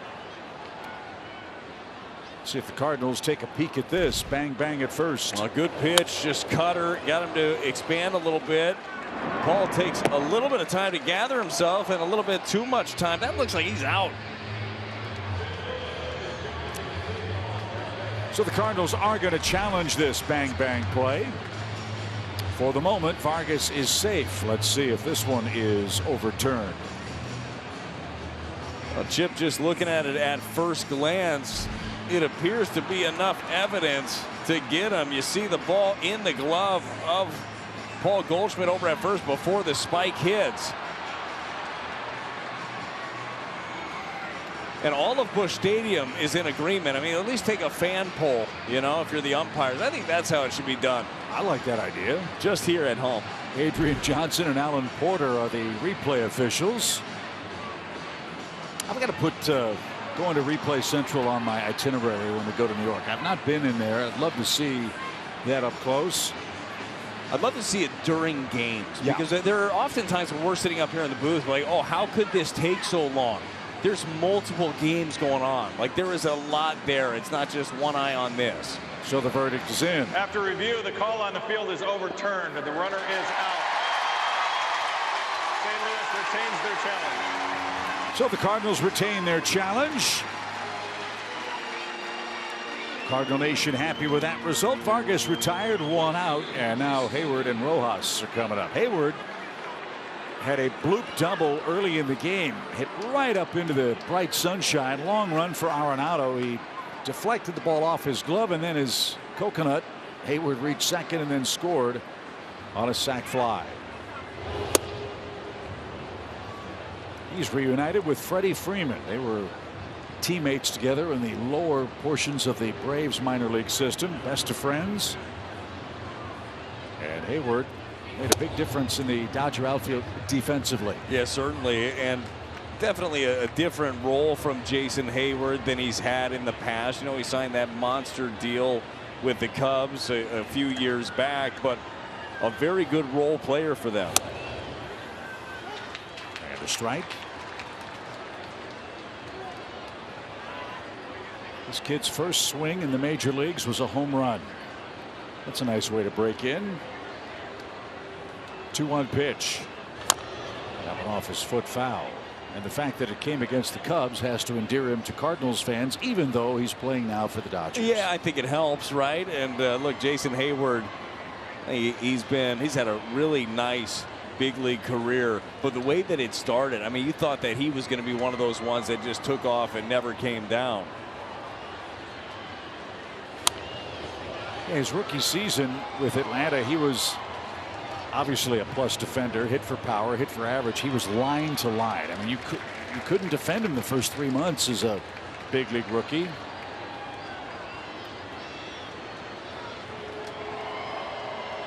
But offensively, he's had a tough time of it. And this one chopped off his foot again. Still 2 balls, 2 strikes. But a world champion with the Cubs. And maybe a career as a motivational speaker when he's through playing big league ball. Yeah, I'm hoping for no rain delay here. That's for sure. 2-2 pitch.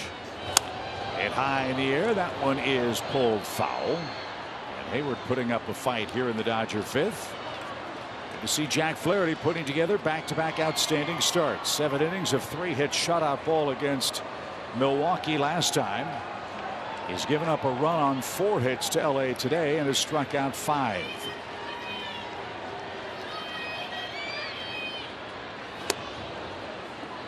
Good job by Hayward of not expanding on that one. You'd love to see Jack get some more quick outs, because we spent a little time talking about the Dodger bullpen and how taxed they are. It's not like the Cardinal bullpen is incredibly well rested either. Need some length here out of Jack. Got a few guys that are likely hands off in that bullpen today. Yeah, there's some guys that could probably go in an emergency, but knowing that extra bit of rest would be helpful for them today. But even more importantly, Brad, you got 4 games coming up in Cincinnati, which is Coors Field East. And Hayward is able to coax a walk, so he's aboard for the 2nd time. Second base on balls for Jack. Here's Rojas, who singled his first time up. He'll bat after a quick word from Great Southern Bank. In person or in your pocket, wherever you need us, we're always here for you. Find convenient, personalized support at GreatSouthernBank.com. Told you about Jack Flaherty and his double play getting prowess. He could use another one here after Hayward put together a 9-pitch at bat. And a little high. 1 ball, no strikes.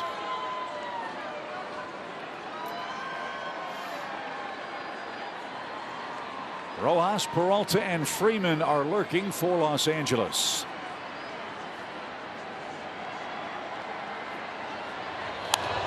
Back our way. Right out of reach.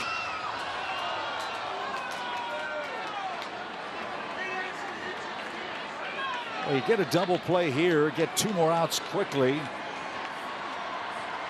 Could send Flaherty back out for the 6th inning.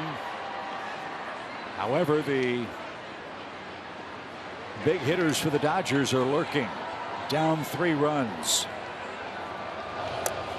There's a good curveball. Yeah, I do think that will be the plan for Jack. As much as we talk about 3rd time around, again, they need length out of Flaherty. So if he doesn't have to labor too much here in this inning, you'd have to believe that they would like to send him out for another one. Plan on sending him out for another one. Didn't mean to. A little roller toward first. Goldschmidt will get the gift out at first. Hayward to second. 2 outs, and here's Peralta. Is there a better feeling as a starting pitcher than you get a check swing like that? It turns into an out. Well, you'll take it, that's for sure. I think the only better feeling is the one where somebody hits a rocket and somebody's standing there, and then it's a double play. Like, oh, okay, oh, good. I made my pitch. No big deal, boys. Let's go get him. Peralta has struck out, and he's hit a sac fly. Hayward's got a huge lead at second. And Flaherty still pumping in the low 90s. Missed upstairs. Ball 1. Cardinals looking good. 4-1. They've chased Clayton Kershaw, his shortest all-time start against the Cardinals. 3 2/3 innings today.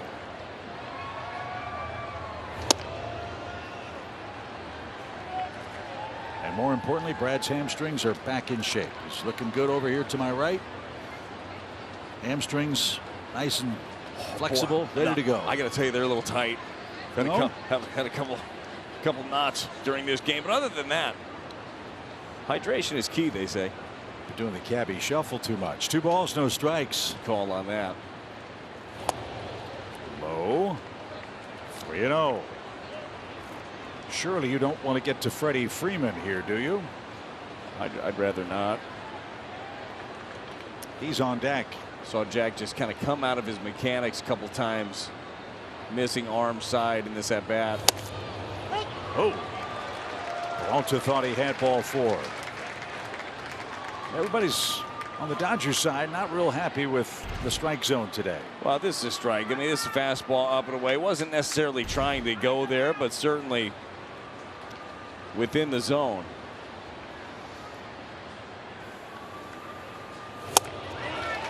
He's come back from a 3-0 count a couple of times. Can he do it once more? A little more zip there, 293 and down. That good plane on it. Jack right here, pitch number 90 coming up, trying to make a big one.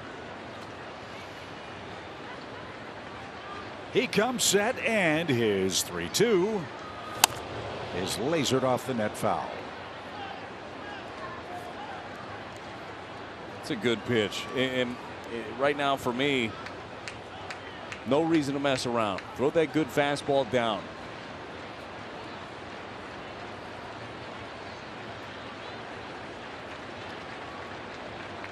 Jack tries again instead of fake towards second.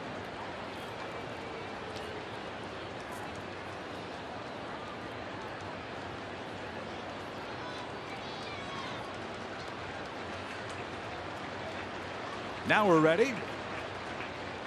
The pitch. Flaherty and Contreras were headed for the dugout. Instead, it's ball 4.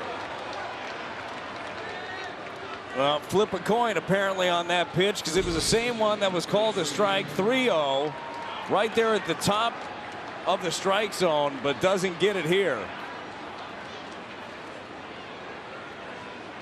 Well, now you've got to really reset mentally, because Freddie Freeman represents the tying run. But also, you know, potentially changes things for you, as you know, depending on how long this takes with Freeman, how you look at next inning. Is Jack Flaherty sitting here with 91 pitches? If you got to labor too much more, can they send him out for a 6th inning? That's a good visit right there, isn't it? You got Contreras? Yeah, take a little bit of time, calm him down. Talk about how they want to go about it. Jack's done a really nice job against Freddie Freeman to this point, but we know how hot he has been, how good he is.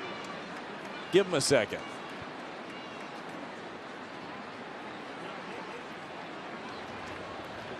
Freeman is 0 for 2. He hit into a double play his last time up. In a 4-1 game, Freeman up in a big spot in the middle innings. And low. Ball 1.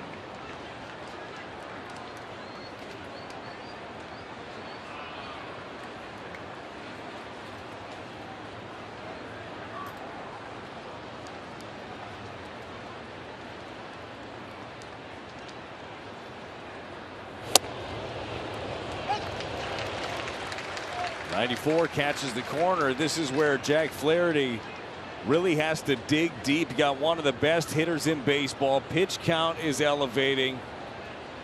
Really just have to focus on each pitch one at a time.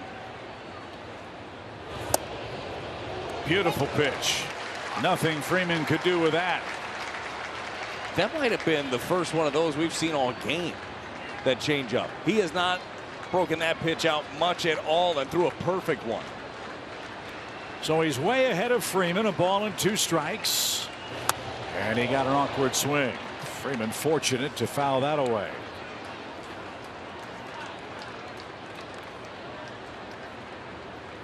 That number at the bottom of your screen tells you why Freddie Freeman's on his way to a Hall of Fame career. At least one of those numbers. Pretty tough customer right there. Man. Another 1-2.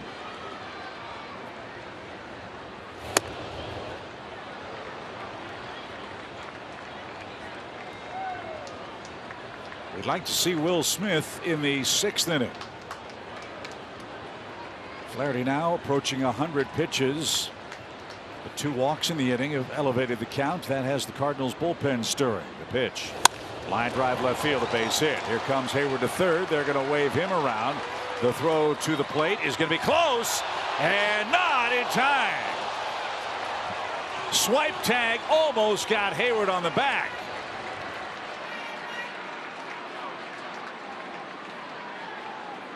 Can't believe this play ended up as close as it was. I don't know if Hayward stopped running hard or this just got on him quickly, but he definitely ends up beating it, but makes a play of it there. And what a job it was by Freddie Freeman there. He saw the good changeup from Jack earlier. He tried to get another one, and you mentioned his best swing is just a line drive over the shortstop. That one just threw that left side. So 2 walks in the inning. One of them scores. LA pulls to within 2, and Freddie Freeman continues his punishing work against the Cardinals here in St. Louis. And he's going to come up at least one more time before this day is done.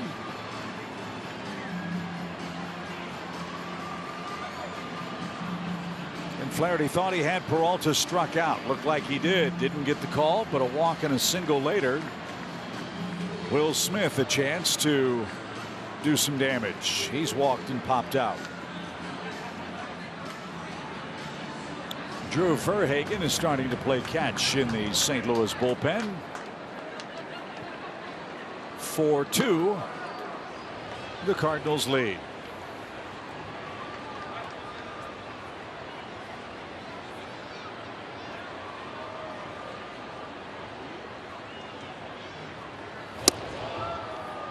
Well, this is how they've been attacking Will Smith. It's with the fastball away. Walked him in his first at bat, just kept missing away. Got him to pop up into foul ground his second time up. Pulled the string there with a slider and a good one to get back in this count.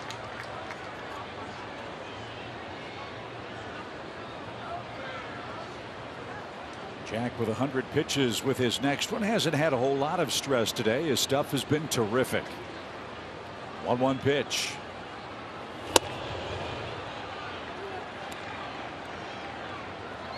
Chris Taylor would be the next hitter. I would guess this would be his last guy, wouldn't you think? I do. I would think that this is going to be it one way or another. Hopefully it's him getting this final out right here.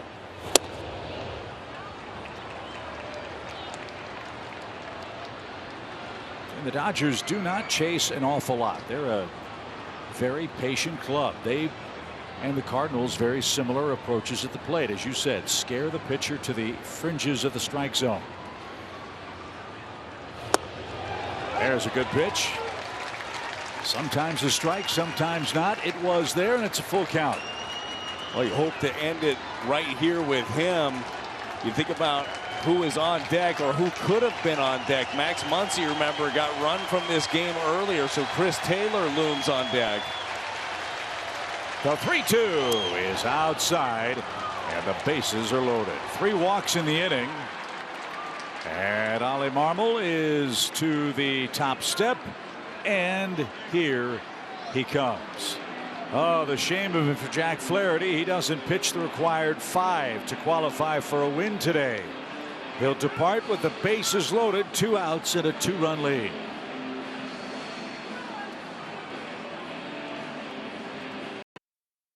But not good enough, Brad, to get him through 5 with the lead today. Yeah, Flaherty ended up punching out 5 in his 4 2/3 inning, but he ended up walking 4 and look at left a little bit of meat on the bone. As we've seen Cardinal starters, the numbers have been better. The runs allowed just need to get deeper and deeper into ball games. But now it's going to be Drew Verhagen who is tasked to get him out of this. The last 2 starts for Jack Flaherty had gotten deeper and deeper into games. And look, the ERA has been much improved. I think Jack's stuff much improved as he looks on here with bases loaded here in the top of the 5th inning. So instead of strike 3 and 5 innings of work, he's out after 4 2/3, and Drew Verhagen answers our Chevy call to the bullpen. No place to put Chris Taylor, who checked in, as Brad said, after Muncy was ejected.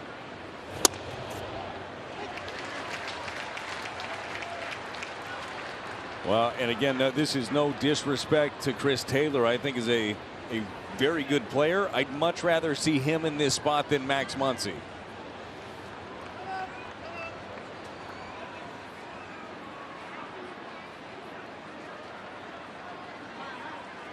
No timeout. One of those very small Cardinals flew in the eye of Chris Taylor there, distracted him with the bases loaded. All help appreciated. The pitch. Always look at first batter efficiency for relievers when they come in runners on situations. Verhagen's retired 16 of 21 first batters he's faced. And no place to put the new Dodger third baseman. The pitch. Almost hit him. And a great save by Contreras as that one buzzed the tower. And yeah, bad miss for Verhagen. No intent there. 2 balls and a strike. Drew Verhagen, you can see that fastball just pop out of his hand, backs up on him. I think he's trying to throw a cutter there and just ends up losing it. Can't keep the fingers behind it.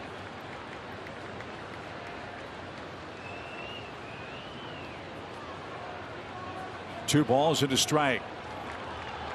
And a balk. Verhagen called for a balk. 4-3.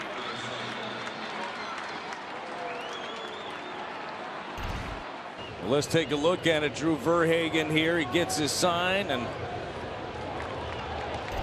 exactly sure.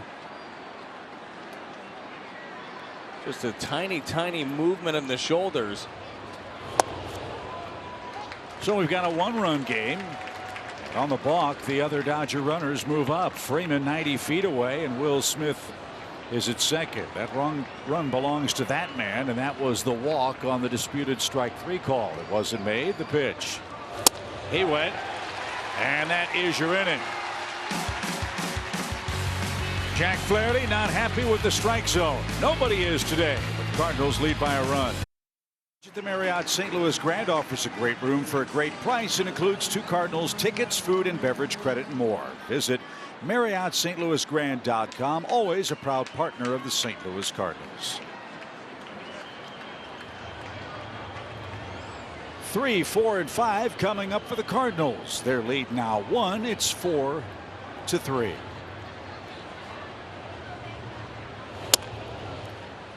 And on this perfect Sunday in St. Louis, it's our hope to cap off a 5-win homestand. Yeah, no better way to spend your day, spend your afternoon.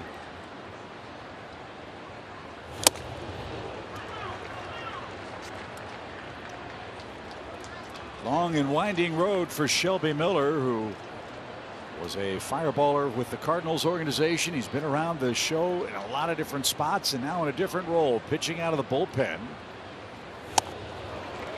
He's had a good fastball in this series, and he takes care of Contreras and has out number 1. I think he's going to end up being a valuable member of this bullpen here for the Dodgers.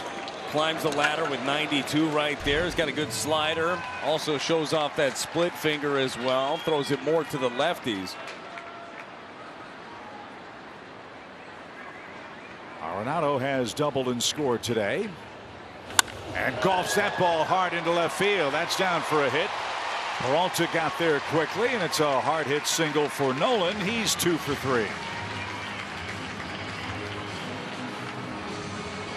But Nolan Arenado, he sees the first thing. He likes it. Fastball down in the zone, middle in, drops the head and just crushes this thing out to left. Cardinals will go to their bench. Yepez will be taken down, and Alec Burleson will come on and hit. Yepez went 0 for 2 with a couple of strikeouts, but had a long at bat against Kershaw in the Cardinals' 3-run second.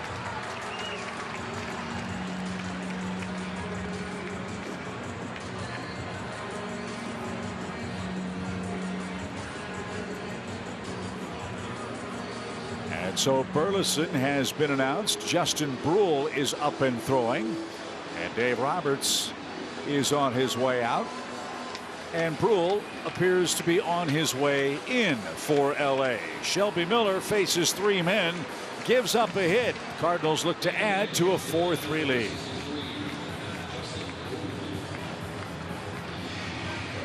Budweiser, what's on tap? Brad, it's a crimson confrontation, a scarlet showdown, a River City Rumble. Yes, the Birds will invade the Great American Ballpark in Cincinnati for a 4-game series, and all the action starts tomorrow here on Bally Sports Midwest. Way to sell the drama right there. Like I'm buying in. A crimson confrontation, is that what you said? I think so. That's what I wrote down. I don't know if it came out that way. I hope so. Justin Brule, your Chevy call to the bullpen. The lefty in for his 11th game. He's going to slide it, cut it, sink it.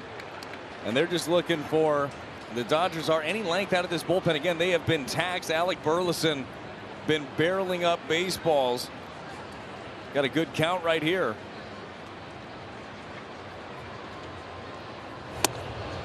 And sure enough, it's a 3-0 count. Sometimes you think, well, these lefty-lefty matchups may not favor you. I wonder how many lefties Brule actually has retired for LA. See how it works out for the Cardinals. 3 balls, no strikes in a 1-run game, and that's in for a strike. Again, it's a mysterious strike zone for both teams today. Nick Lentz is a good umpire, but if the box is accurate, there's been grumbling from everybody. Yeah, and it's one of those, as a hitter, you got to be ready. As a pitcher, you can't be afraid to make the same pitch twice because you might get a different call. There we go. He walks Burleson, and the Birds have 2 on and 1 out. And everybody's unhappy with the strike zone today. Max Muncy got tossed in the 4th inning. Flaherty thought he had strike 3 on Peralta. That led to the 3rd run. But you can't cry about that. You got to move forward, and now you've got a chance to add to the lead. It's 4-3.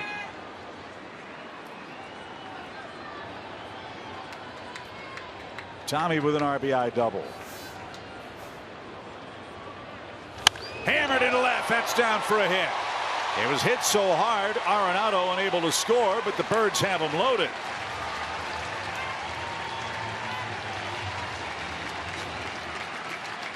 Well, the Cardinals have had a couple of allowed singles in this inning here. Bases loaded.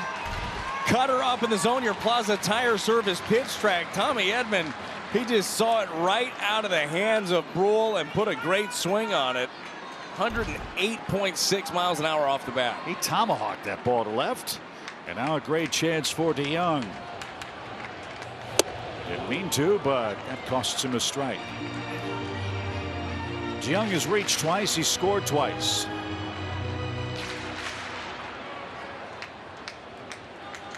Got to get a run in this spot.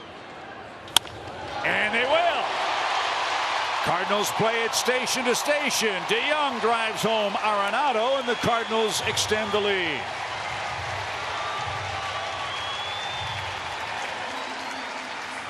One thing we've noticed, Brad, about the Birds since the Detroit series, they get socked in the nose. They're hitting back. Yeah, they have counterpunched well. Another cutter here. This thing is center cut, belt high. Does a great job of getting on top of it. Cardinals are also not wasting time, not taking strike 1. They've been aggressive. That is a great way to punch right back into this ball game and keep on doing it. Here are your Cardinal runners. Burleson walked. He's at 3rd. Edman at 2nd. DeYoung at 1st. Those 2 Birds have singled. And now Will Smith out for a chat as Donovan digs in. This guy's got to be feeling sky high. Brad, he broke out of a 0-for-12 slide with a base hit off Kershaw on an 0-2 pitch. Yeah, he got himself a breaking ball. It was down and in, pulled the hands in, drove it right past Freddie Freeman over at first. He had a good at bat in his first one, also drawing the walk against Kershaw. Let's see what they do after the meeting. And Donovan took it at the knees. 1 ball, 1 strike.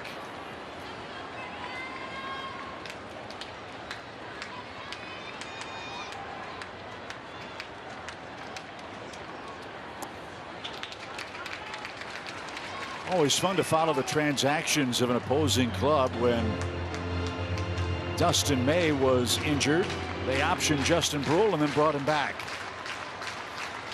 At least to the active roster. The pitch. Little number back to the mound. They'll go to the plate, and that's all they get. Donovan sawed himself off, and the bases are loaded now with 2 outs. Well, to the right-handers, you're seeing a lot of the cutters from Brule. To the lefty, he gets the sinker and really just eats up Brendan Donovan here. Does a good job of fielding his position. The flip there to Smith. You need some more here, though, and the right guy, right spot today. He's knocked in 3 of the 5 Cardinals runs. Oscar Mercado has singled and doubled.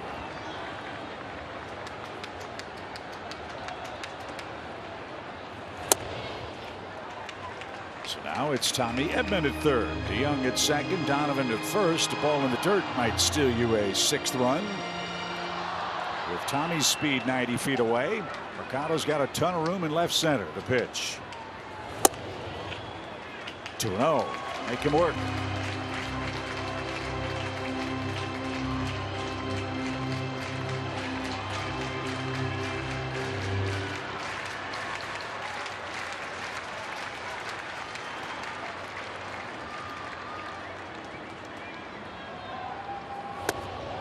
He's got to throw a strike now.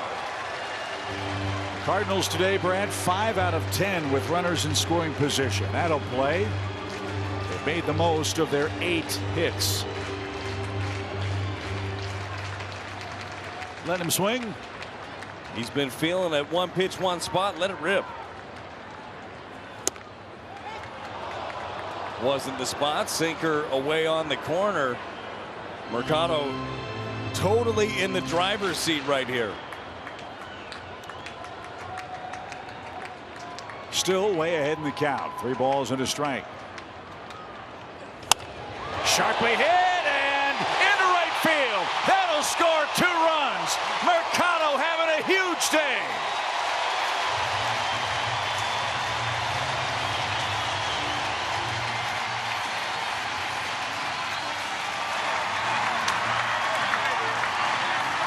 A 5 RBI day out of your number 9 hitter.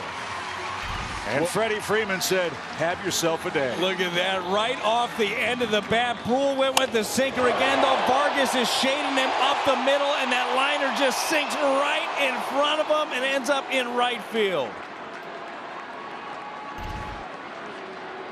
So St. Louis answers with a big 5th.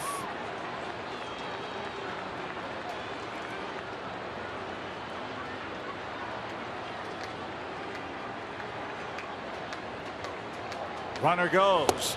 Pitch a strike. The throw to second is going to be in time. Mercado tried to slam on the brakes, and the Birds tried to steal a run, but the Dodgers snuffed that out. Big inning for the Cardinals. They're up 4 again. I'm not talking to you the rest of this game. 7-3 is our score as we head to the 6th inning. What a day for Oscar Mercado. His career high tying 5 RBIs gets him to 100 RBIs as a big leaguer. JD Martinez leads off. Brad doesn't like my shirt today. I love your shirt. It picked you. Like that thing was screaming from the closet. Chip.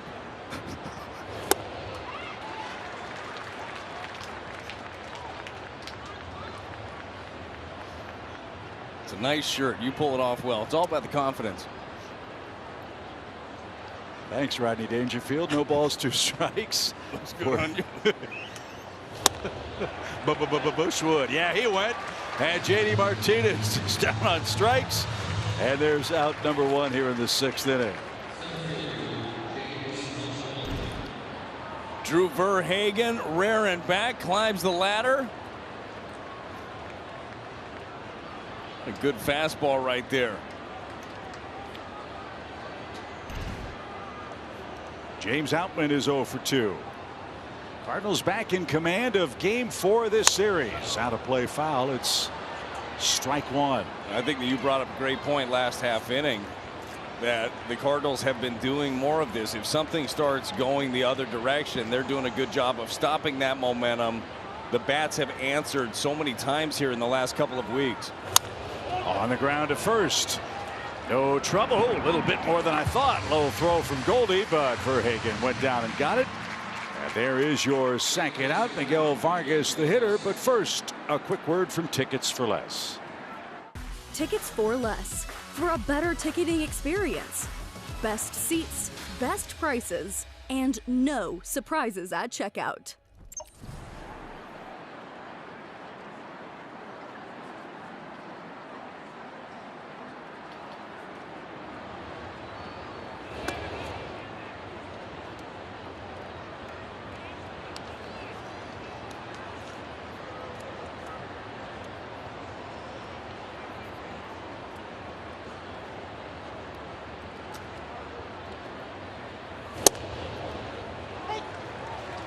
This is what you want to see with Verhagen. You got yourself a 4-run lead right now. Pouring in strikes, quick outs. Again, this Cardinal bullpen has been taxed. Only a couple of fresh arms out there. Boy, perfect world. He gets Vargas here and send him back out there for the 7th, maybe. Absolutely. Cardinals were hoping to stretch Jack Flaherty out. 3 walks in the 5th. One of them shouldn't have been. As this one lifted in the air towards center. And glasses gleaming for Nootbaar. He makes the grab. And it is a quick and easy 6th for Verhagen and the Cardinals, who lead 7-3. Friday, June 9th, brought to you by Mission Taco Joint. When you buy your Pride Night themed ticket, fans take home an exclusive rainbow jersey, and a portion of each ticket sold will be donated to the St. Louis Queer Plus Support Helpline. For tickets or more details, visit cardinals.com/theme.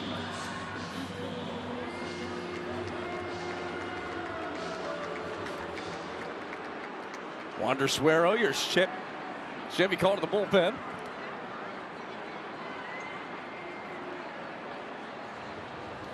Keep piling on right now. That's the key.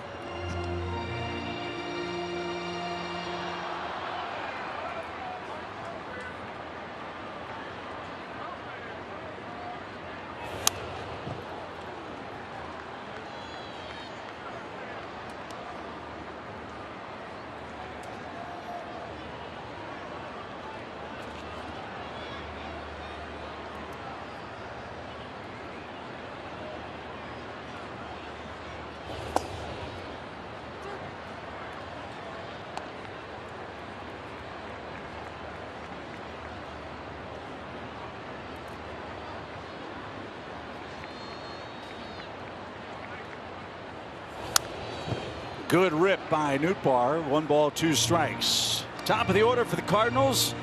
Trying to add on. It's a 7-3 game. Without hit the Dodgers 9-4.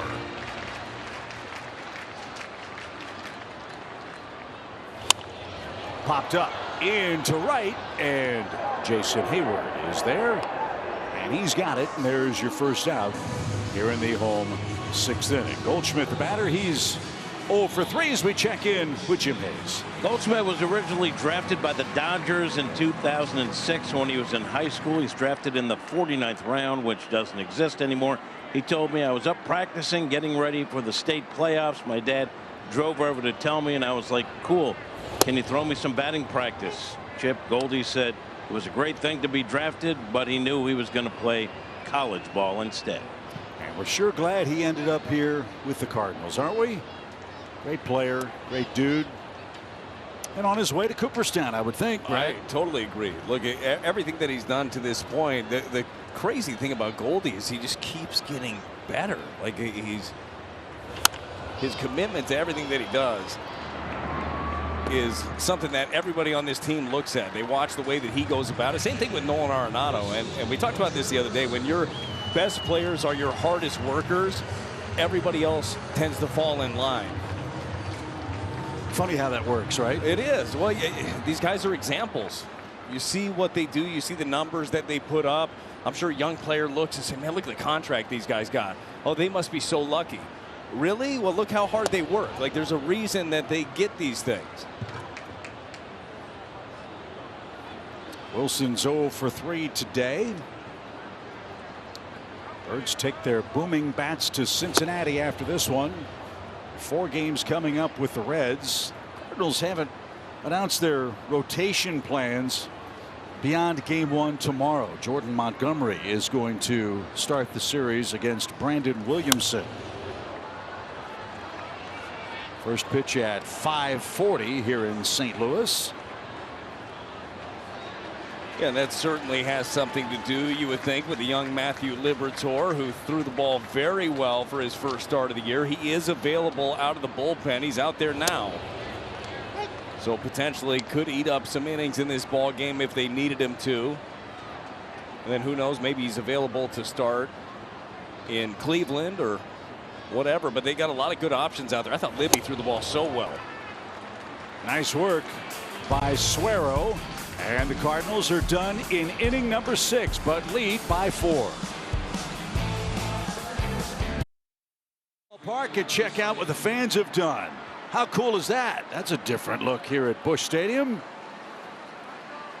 Showing off all the Hall of Famers. A really cool giveaway there. Yeah, I've never seen something like that, although I've never seen an umbrella giveaway day. So pretty neat to see Busch Stadium full of the Hall of Fame umbrellas. Now everybody's trying to figure out how to take them down without stabbing your neighbor. It's not the easiest thing to do when you're crowded in, thousands of fans. Yeah, there's only 44,000 here today. 5th sellout and 3rd straight in this series with the Dodgers. As Jason Hayward leads off. Good work by Drew Verhagen so far today. He's retired 4 batters. Yeah, he committed a balk, made it a 1-run game, but St. Louis came right back and got 3 and leads again by 4. There's a strike. And as Brad suggested, Matthew Liberatore is available. He's basically, I guess, pitching his side session in potentially a major league game, right? Well, it's for the Cardinals right now. I mean, technically, yes, he'd be getting ready, you would think, for another start, but they need innings. And they know they can get high quality ones out of him. Into the first row by the Dodger dugout foul. It's 1 ball, 2 strikes. We were talking to Ollie before the game about Matthew Liberatore and the idea of him coming into the game out of the bullpen. He pitched a couple of games out of the pen last year. We asked him if he was going to need a little extra time, and he said not really. He said he gets warm fairly quickly. But you're going to give him a heads up and tell him, I mean, you'd think at this point he's got the 8th and 9th, and if something happens here. Right to short.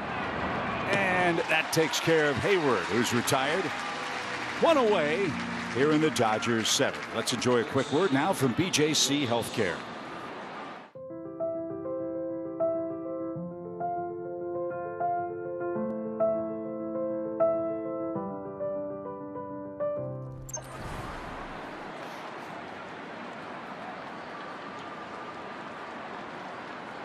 Miguel Rojas is the 9th place hitter. Well, we'll know a lot more about the Dodgers after this road trip through St. Louis, Atlanta, and Tampa Bay.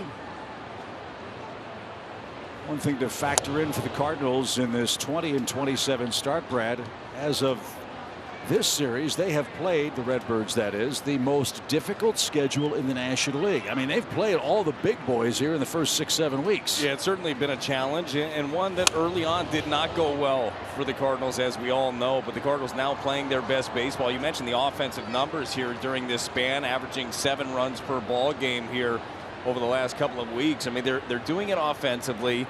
They're getting more from their pitching staff. Obviously, Jack would have liked a little more length in this ball game. Bullpen has been good. Defense has been tight. Down on strikes is Rojas. 3rd strikeout for Verhagen. 2 away. Sweeping slider here from Drew Verhagen, down and away, just where he wanted it, and Rojas could not hold up. These are huge outs that Drew is getting for the Cardinals today. And Peralta, the hitter, he's the leadoff man for Dave Roberts. With a short pen and a hitter-friendly ballpark awaiting for the next 4 days, every out this bullpen can get with as few men pitching as possible is huge. And you couple in the fact that you don't have any off days. I mean, you're playing a lot of baseball. They're in the middle of a long span of games. So you're going to hope to get a little bit more from your starting pitching. and you're going to ask guys to go multiple innings out there in that bullpen. In the air toward right, the man of the hour, Mercado, is there. Great job for Verhagen. 2 1/3 innings of spotless relief, and that sends us to the stretch. Shakespeare Day returns to Busch Stadium on Monday, May 29th. When you buy your special theme ticket, fans take home a Shakespeare-themed Cardinals t-shirt. That's cool. Come early to enjoy special performances by the actors from Shakespeare Festival St. Louis. For tickets or more details, go to cardinals.com/theme. No, it's not Romeo and Juliet in the booth. It's Brad and Chip with you. Jim Hayes on his way downstairs to talk to a victorious Cardinal, we hope, afterwards, as we enter the Honda home run inning. The Redbird takes the Dodgers deep here. We'll see the Gateway Honda dealers donate $1,000 to the Make-A-Wish Foundation.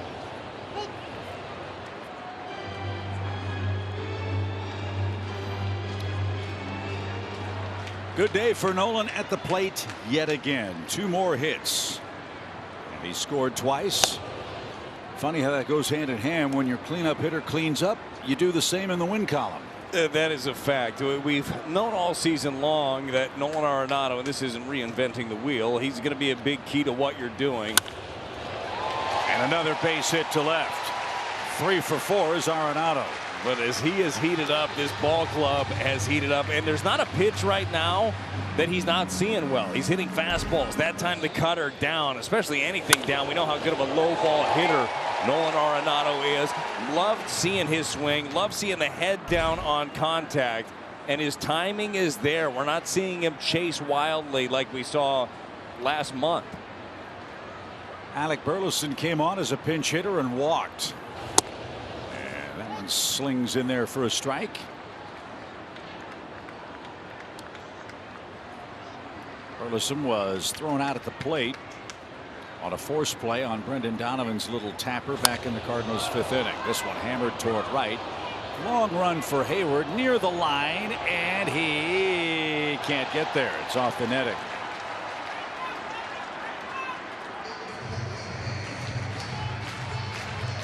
Oh, 0-2.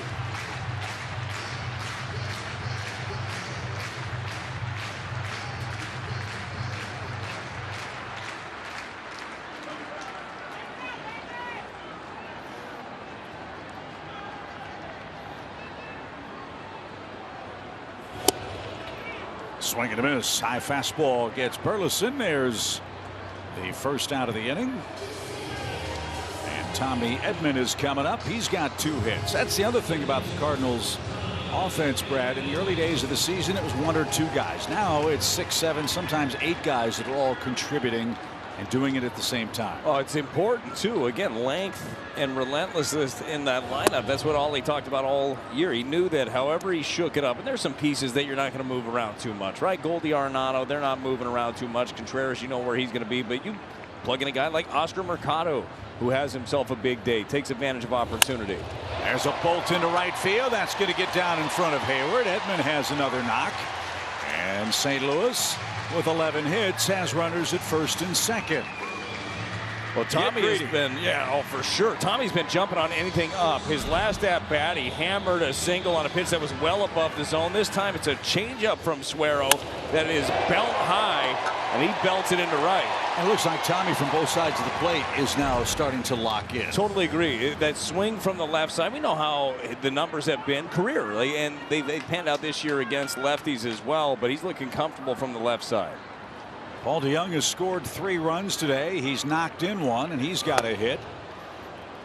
It'll be nice to put this one on ice with another big inning, this time in the 7th. Cardinals have gone 6 for 11 with runners in scoring position today.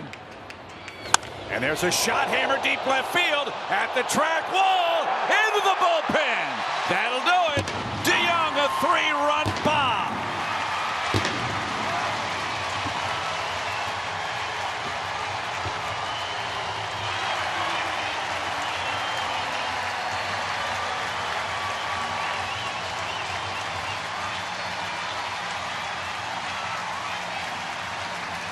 It's tough to lose with 10, and that's what the Cardinals have today. Paul DeJong continues to come up in big spots, make a big impact sinker. Down and in, he goes down and gets it, and Busch Stadium on their feet erupts with a 3-run homer. Brad, this is the third time in 7 games on this homestand the Cardinals have scored 10 or more runs. 18, 16, and now 10. And we're going to Cincinnati. Oh, I mean, this is the right time for the offense to get hot.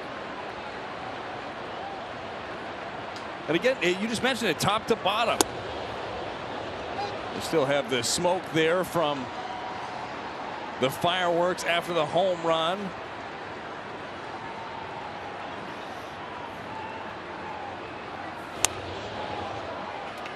Donovan fouls that away. 10 runs on 12 hits. The Cardinals on this homestand, to my point about all the offense, have 26 hits with runners in scoring position and are hitting over 400 in those spots. And so you get that kind of production, you get those kinds of reactions. There was about a month where you didn't see too many smiles in that dugout, wasn't there? Nope. And the numbers with runners in scoring position, it was something that we pointed to day in and day out of meat left on the bone, just opportunities that the Cardinals did not take advantage of. Well, we're seeing them do it now.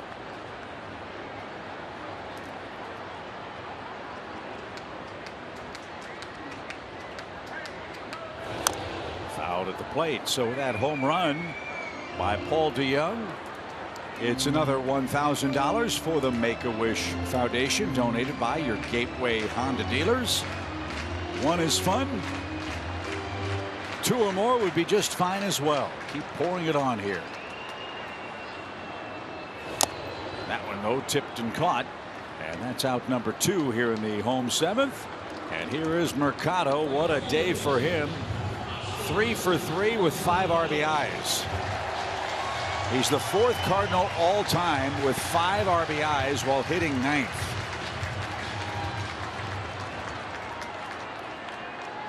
So Mercado's done it. Chris Carpenter's done it. John Mabry's done it. Any guesses as to who the other Cardinal was? No. Wasn't a position player. Was it Waino? Nope. I was a little surprised by the Chris Carpenter one. What about Jeff Suppan? Jason Marquis? Nope. Keep going. Okay. I'm just going to name every pitcher that swung it. I'll save you the time. Bob Gibson. Bob Gibson. That was next. Boy, tip of the tongue. Hit a grand slam. Why not pick the best hitting pitcher first, Brad? On July 26, 1973. Bob Gibson had a homer and 5 RBIs, hitting 9th for the Cardinals that day. Well, the only reason I didn't think about that is why the heck was he hitting 9th? Gibby's got a 3-hole written all over him. So Burger Phone's been used a lot on the homestand. The Cardinals have hit 15 bombs. And that one got a little bit of everybody behind the plate. Check the mask. And the glasses. That is precious cargo. Yeah. Right there. The Burger Phone, I'm guessing it's got its own case. I'm wondering if Alec Burleson is tasked with taking that from places. Mercado pops that one into center. Outman makes the play. And this game moves to inning number 8. The Cardinals have busted it wide open. Another home run from Paul DeJong. And the Cardinals have a 10-3 lead. Cardinals baseball is brought to you by your quality Ford dealers, proud sponsor of the St. Louis Cardinals. By Steel, real steel, find yours at steeldealers.com. And by Budweiser, this Bud's for you. Cardinals playing with a lot of pride this weekend, about to take 3 out of 4 from the LA Dodgers. Matthew Liberatore now coming off a starting assignment and win against Milwaukee. Will tune up here in the 8th inning. Well, Matthew, that's something we saw from him. We saw good velocity last time out. He ended up going 5 innings, 3 hits, didn't give up a run, punched out 6 against the Brew Crew. And we saw the good velocity. We saw the good breaking ball to finish off hitters. Oh, got him on the hand. In a game like this, that's the last thing Freddie Freeman and the Dodgers want, and that caught him flush. And when he reacts like that, he doesn't want to rub, but that one hurt. Yeah, this is 97. Best bolt right here. Catches him right in the elbow.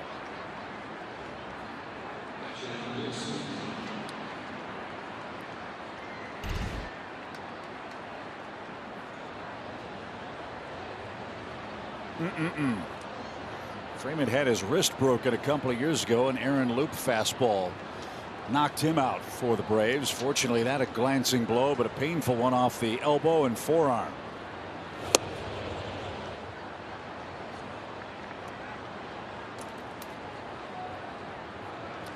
Will Smith has walked twice. He's popped out once. LA 3 runs on 4 hits today.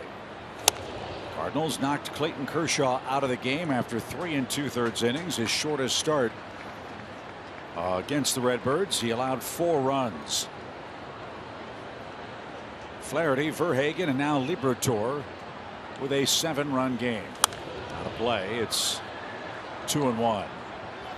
It may sound simplistic even to seasoned fans, but it is a big difference in preparation between being a starting pitcher and a relief guy. Brad, you've done both. What's the challenge for Matthew today? Well, oftentimes as a starter, there's so much routine that goes into it, and the timing, it's kind of all on you. You know what you're doing a half hour before the game, 45 minutes. When you're coming out of the bullpen, you have to be ready for whenever they call on you. Now with Matthew, he knew his assignment, likely in this one, was to eat up a couple of innings late, hopefully in a ball game like this. But I'm sure that, first of all, he's a younger guy, so it's not going to take him quite as long. But I'm sure that he was ready. He's been thrown out of the pen a couple of times a year ago, so I'm sure that was a good experience for him. And they got him up early enough to give him even extra time. But once you get out there, it's the same game. I mean, he's going out there just trying to execute some pitches. Don Sutton, the all-time winningest Dodgers starting pitcher, really believed that the personality traits were indicative of where a guy would have success or not. You just made the point. Routine-oriented guys are seemingly better suited to be starters. Guys that are more improvisational and are much more adaptable, as it were, might be better suited for the unknown of when they're called upon to come into a big league game. You buy that? No, I do buy that. And I think that there are some guys that the waiting game of being a starter is not good for them. It's too much time alone with their thoughts, right? You got 5 days to think about that last start or worry about the next opponent. And certainly have played with guys that just could not pitch out of the pen, just could not get ready early or didn't like that. I enjoyed both. I enjoyed the intensity of coming to the ballpark on a given day, knowing that you could have an impact on the game. I also liked having a game where you're tasked as being the guy, as Contreras is going to take a visit here. You hope he's all right. Ollie's going to come out as well to slow things down here for Matthew Liberatore. I'm guessing Ollie's going to say you've got a 7-run lead. Put hitting Freddie Freeman behind you. Let's not give these guys any more life in a 7-run ball game.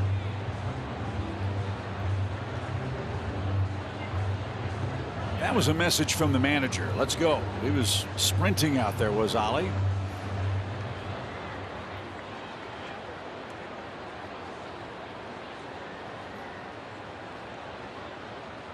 And so let's see what Taylor gets in his second trip to the plate. Remember, he took over for Max Muncy. He was ejected in the 4th inning today.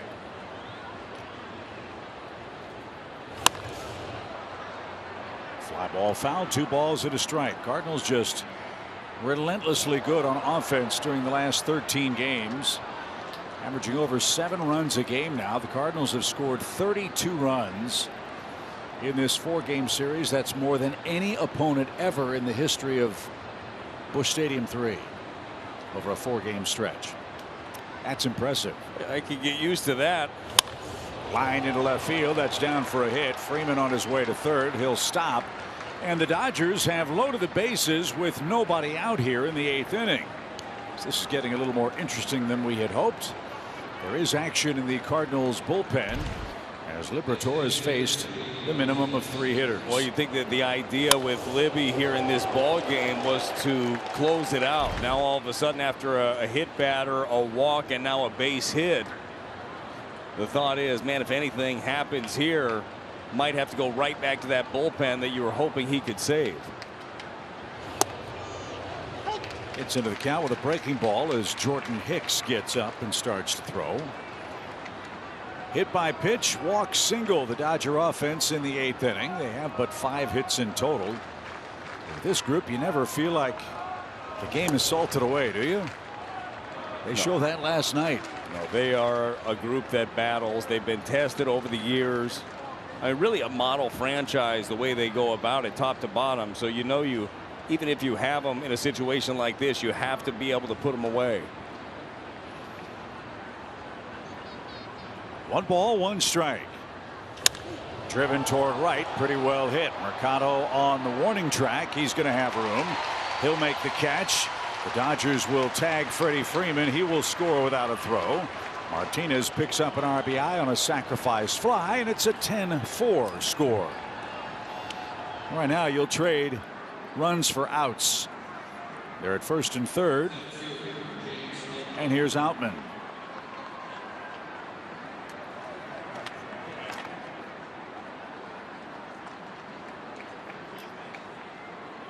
Outman is 0 for 3. How about a double play here?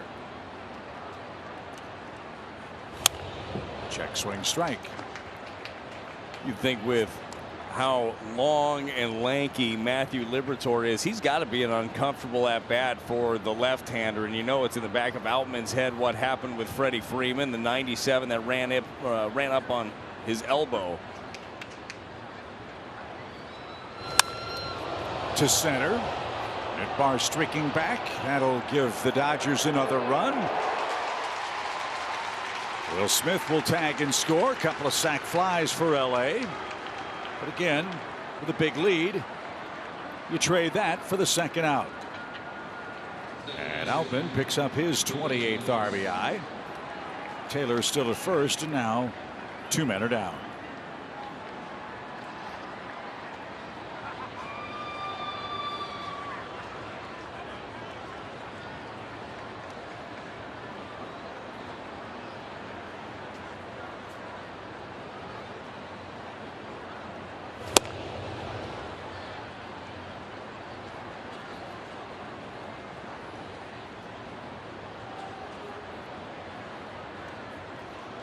Vargas, an impressive young player. He's done a nice job.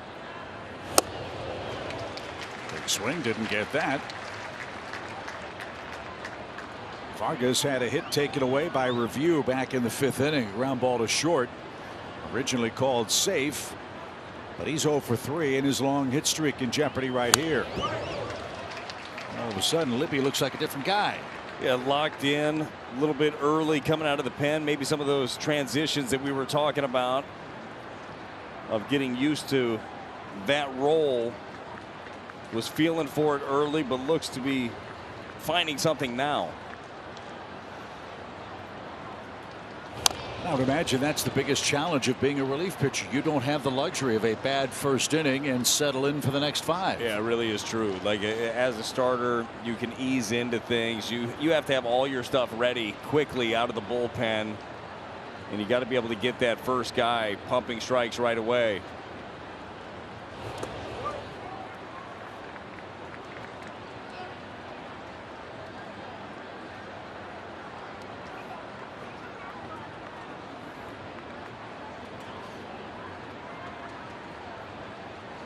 The Cardinals, with 3 3-run innings today, have scored 10 times. Vargas set up and fouled that back. Matthew's got a good fastball. That's something else that's noticeably different from his work last year. He's regularly sitting 96, 97. Yeah, that's the thing. We saw glimpses of it last year in his limited work. He had 9 games, 7 starts with the Cardinals. But what we didn't see, especially with him as a starter, is it sustained through the entire outing. We did see that the other day against the Brewers. Swing and a miss. Awkward hack there, and Liberatore settled in, but did give up a couple of runs in relief. But the Cardinals lead by 5. We have certainly had that today. Flaherty and Kershaw, the starters, but offense, the story of the day for the Redbirds. Well, it certainly has been. 10 runs on 12 hits here for the Cardinals. We've seen them manufacture. We've seen the long ball. We're seeing it all here in this ballgame. We're seeing the Cardinals put together their best stretch of baseball on the season. Phil Bickford, your Chevy called to the bullpen, his 18th game of the season. We saw him earlier in this series. We've seen all of the bullpen in this series. The Dodgers pen has thrown a lot. 15 and third through the 7th inning now. They've covered at least 3 innings in each one of the 4 games the Cardinals and Dodgers have played, and they've done it to a tune of an 11.15 ERA, Chip. They've struggled. And they've run into a Cardinal buzzsaw. More on that after Nootbaar hits. And that's lashed to the netting foul. Strike 1. Cardinals with 12 hits. It's the 22nd time this year the Cardinals have recorded double digits in hits. That's the most in the National League. It's the 3rd most in the major leagues. As we said, Cardinals with 32 runs in this 4-game series, the most runs they've scored in a 4-game stretch in the history of this stadium. They've hit 15 homers on the homestand, homered in 6 of the 7 games. And the best thing of all is for a Redbird team that from opening day until today had tons of opportunities to score runs.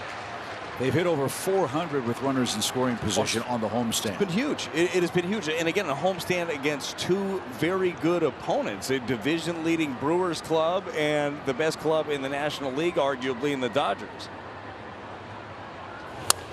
You talk about that power too, Chip, and how important it is. Early on in the season, the Cardinals were not hitting for as much power. All of a sudden, they're one of the best home run hitting teams in baseball. Coming into today's game, if the Cardinals did homer, they were 17 and 13. If they did not hit a home run, 3 and 14. Pretty big difference. As Ollie told us, homers are good. They are good. A really in-depth conversation. Oh, but it's, I mean, that's the game right now. If you can't hit the long ball, you're not going to win. Well, the Birds have done that today. They've done it on the homestand and hope to do it tomorrow in Cincinnati with Jordan Montgomery on the mound. Jordan could use some good luck. He's pitched a lot better than his recent run of bad luck for the Cardinals. Yeah, I agree. He could use a little run support also. Give him a little cushion and let him work.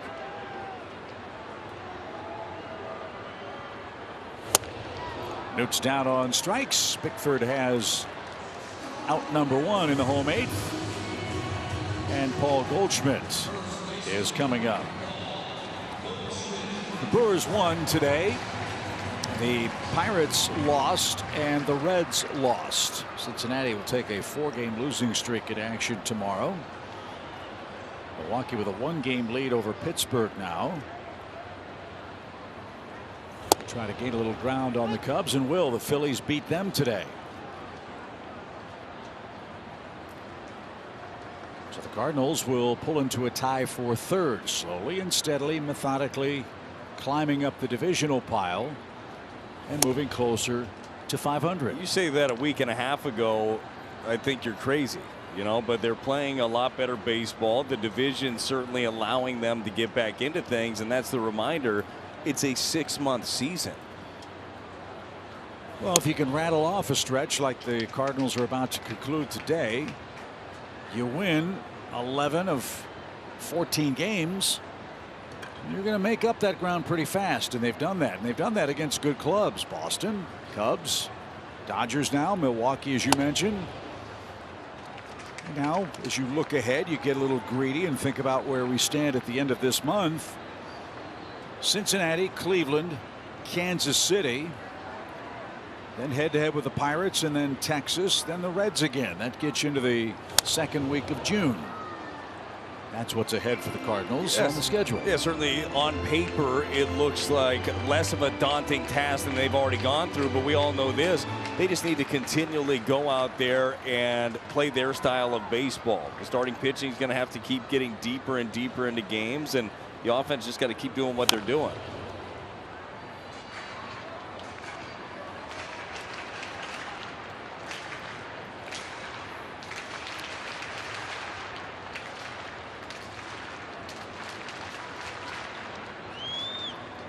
Bickford's blonde locks flowing on this beautiful day in St. Louis. The pitch hit high in the air towards center.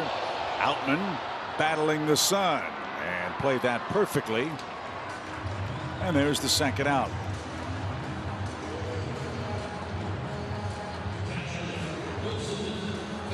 Wilson's up. He's looking to break through with a hit.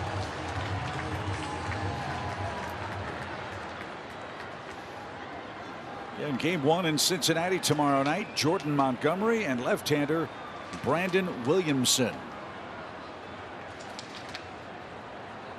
will match up. Those are your starters. First pitch locally in St. Louis at 5:40 Central Time.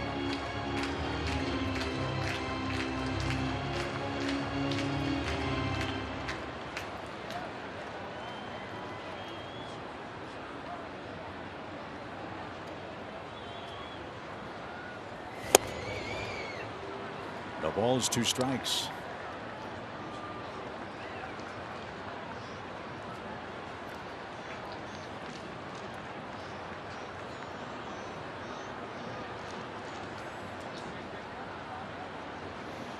The 0-2 pitch. Swing and a fly ball, well hit toward left. Peralta going back, still going, and up against the fence. Makes the grab, and that'll retire the side. 3 outs to get for a series win over the Dodgers. We head to the 9th. Oscar Mercado, you can't stop him. You just try to contain him. The Dodgers couldn't. He's our Budweiser player of the game. Could not do it. 2 RBI double in his first at-bat. RBI single in his second at-bat in the 4th. And another couple of RBIs on a drive to right field in his 3rd at-bat. 5 on the day. What a day. What an early season it's been for Oscar Mercado. So as you check out your game summary, the only disappointing part of the day is the misfortune for Jack Flaherty. He had strike 3, which would have been the final out of the 5th inning, which would have led to him qualifying for the win. The Dodgers scratched and clawed and made it a 1-run game before the Birds broke it open. And so now Genesis Cabrera answers what we hope will be the final Chevy call to the bullpen on this day. He follows Verhagen, Liberatore in relief. Trace Thompson will try to find some magic for the Dodgers. This guy's in an extended offensive slump. Well, the hope is for Genesis Cabrera. He keeps him right there. I think this is an important outing for Genesis as well. We saw Genesis really emerge as the dominant lefty out of the pen, to the point where they were able to send Zach Thompson out so he could lengthen out to become a starter. Struggled last time, though, a couple of days ago against these Dodgers. 3rd of an inning, 3 earned runs, 2 hits and a walk. I want to see him come out here and dominate this inning. And for Thompson, it's been a real struggle. No hits in his last 34 at bats.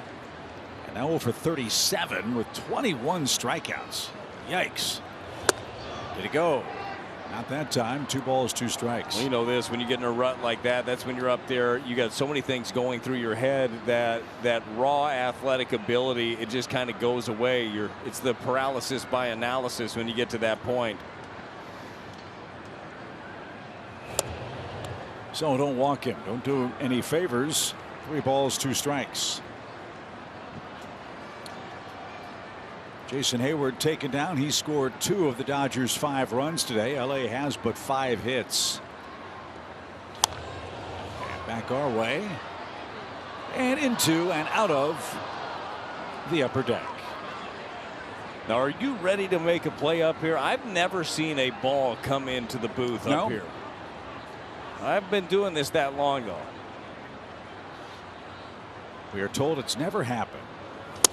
And that's right down Broadway, and there's that paralysis by analysis. Looking for something else, and Cabrera pulls the string and gets the first out of the 9th inning. Well, with the slider right there down in the zone to get him. We need a fishnet. I'm going to bring back Harry's fishnet. Okay. There have been a couple that have been just short of us. Yep. With the fishnet. Now, you had a fantastic chance to catch a ball in L.A. Yeah, first pitch of the game. I just wasn't warmed up. I wasn't ready. You got to be ready for the first pitch. I mean, I feel like that's a coaching point over the years. Well, we'll work on that. Swing and a miss. I don't even bring it up. But now there's been at least 2 defensive gaffes in your life that I know about. One as a 17-year-old kid at the 1982 World Series, where you had a ball coming right for you. You had a glove and you shied away from it, and then one in the booth. That's shot into left by Miguel Rojas. A base hit with 2 strikes. Well, Brad, that wasn't the only time I whiffed in high school. And back to the top of the order for the Dodgers, trailing by 5. Keep trucking, you know. Turned out fine. But yeah, we got to get a fishnet up here. Austin Barnes is going to pinch hit. Barnes will dig in for the Dodgers, who head to Atlanta. That'll be an emotional series, as it always is for Freddie Freeman. Then they go to Tampa Bay.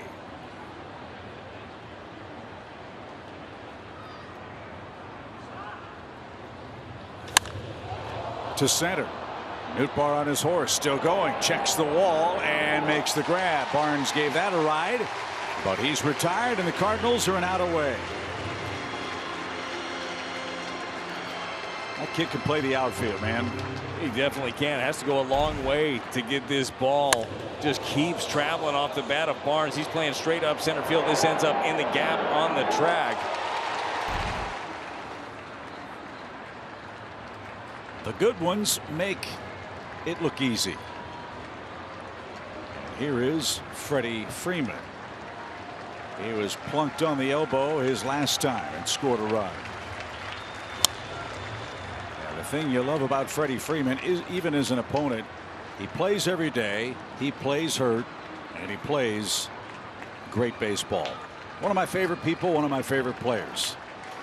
He's one of the best in the game in pretty much every aspect of the game. And thankfully, after today, we won't have to worry about Freddie Freeman in the regular season, because he has torn up the Cardinals here in 2023. Yeah, I'd rather just watch him on somebody else's broadcast from here on out.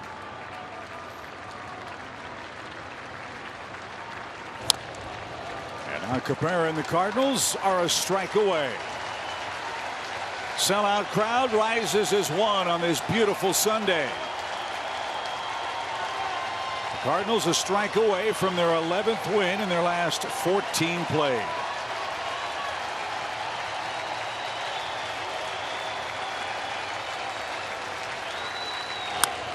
To left, curling toward the line. And Donovan, a great effort. It was foul. It's a ball and 2 strikes again.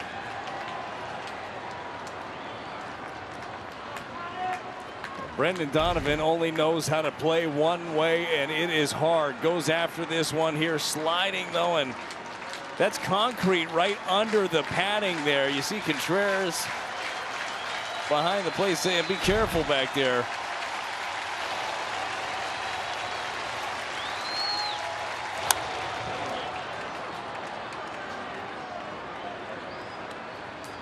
Go away, Freddie Freeman. That's 97 on the corner and just spoils it. He's done that a lot in this series, just fouling off tough pitches until he gets something he can handle.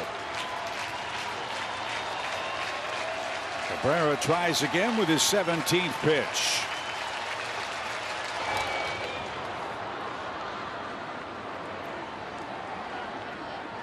Look, I know it's not Freddie Freeman's first rodeo, but Cabrera is not exactly the most fun left-hander for a left-handed batter to face, especially after Freddie got hit by Liberatore, who's also left-handed.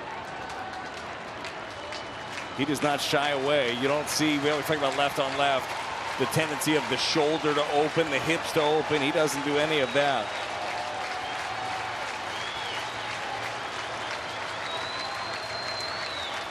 Two balls, 2 strikes.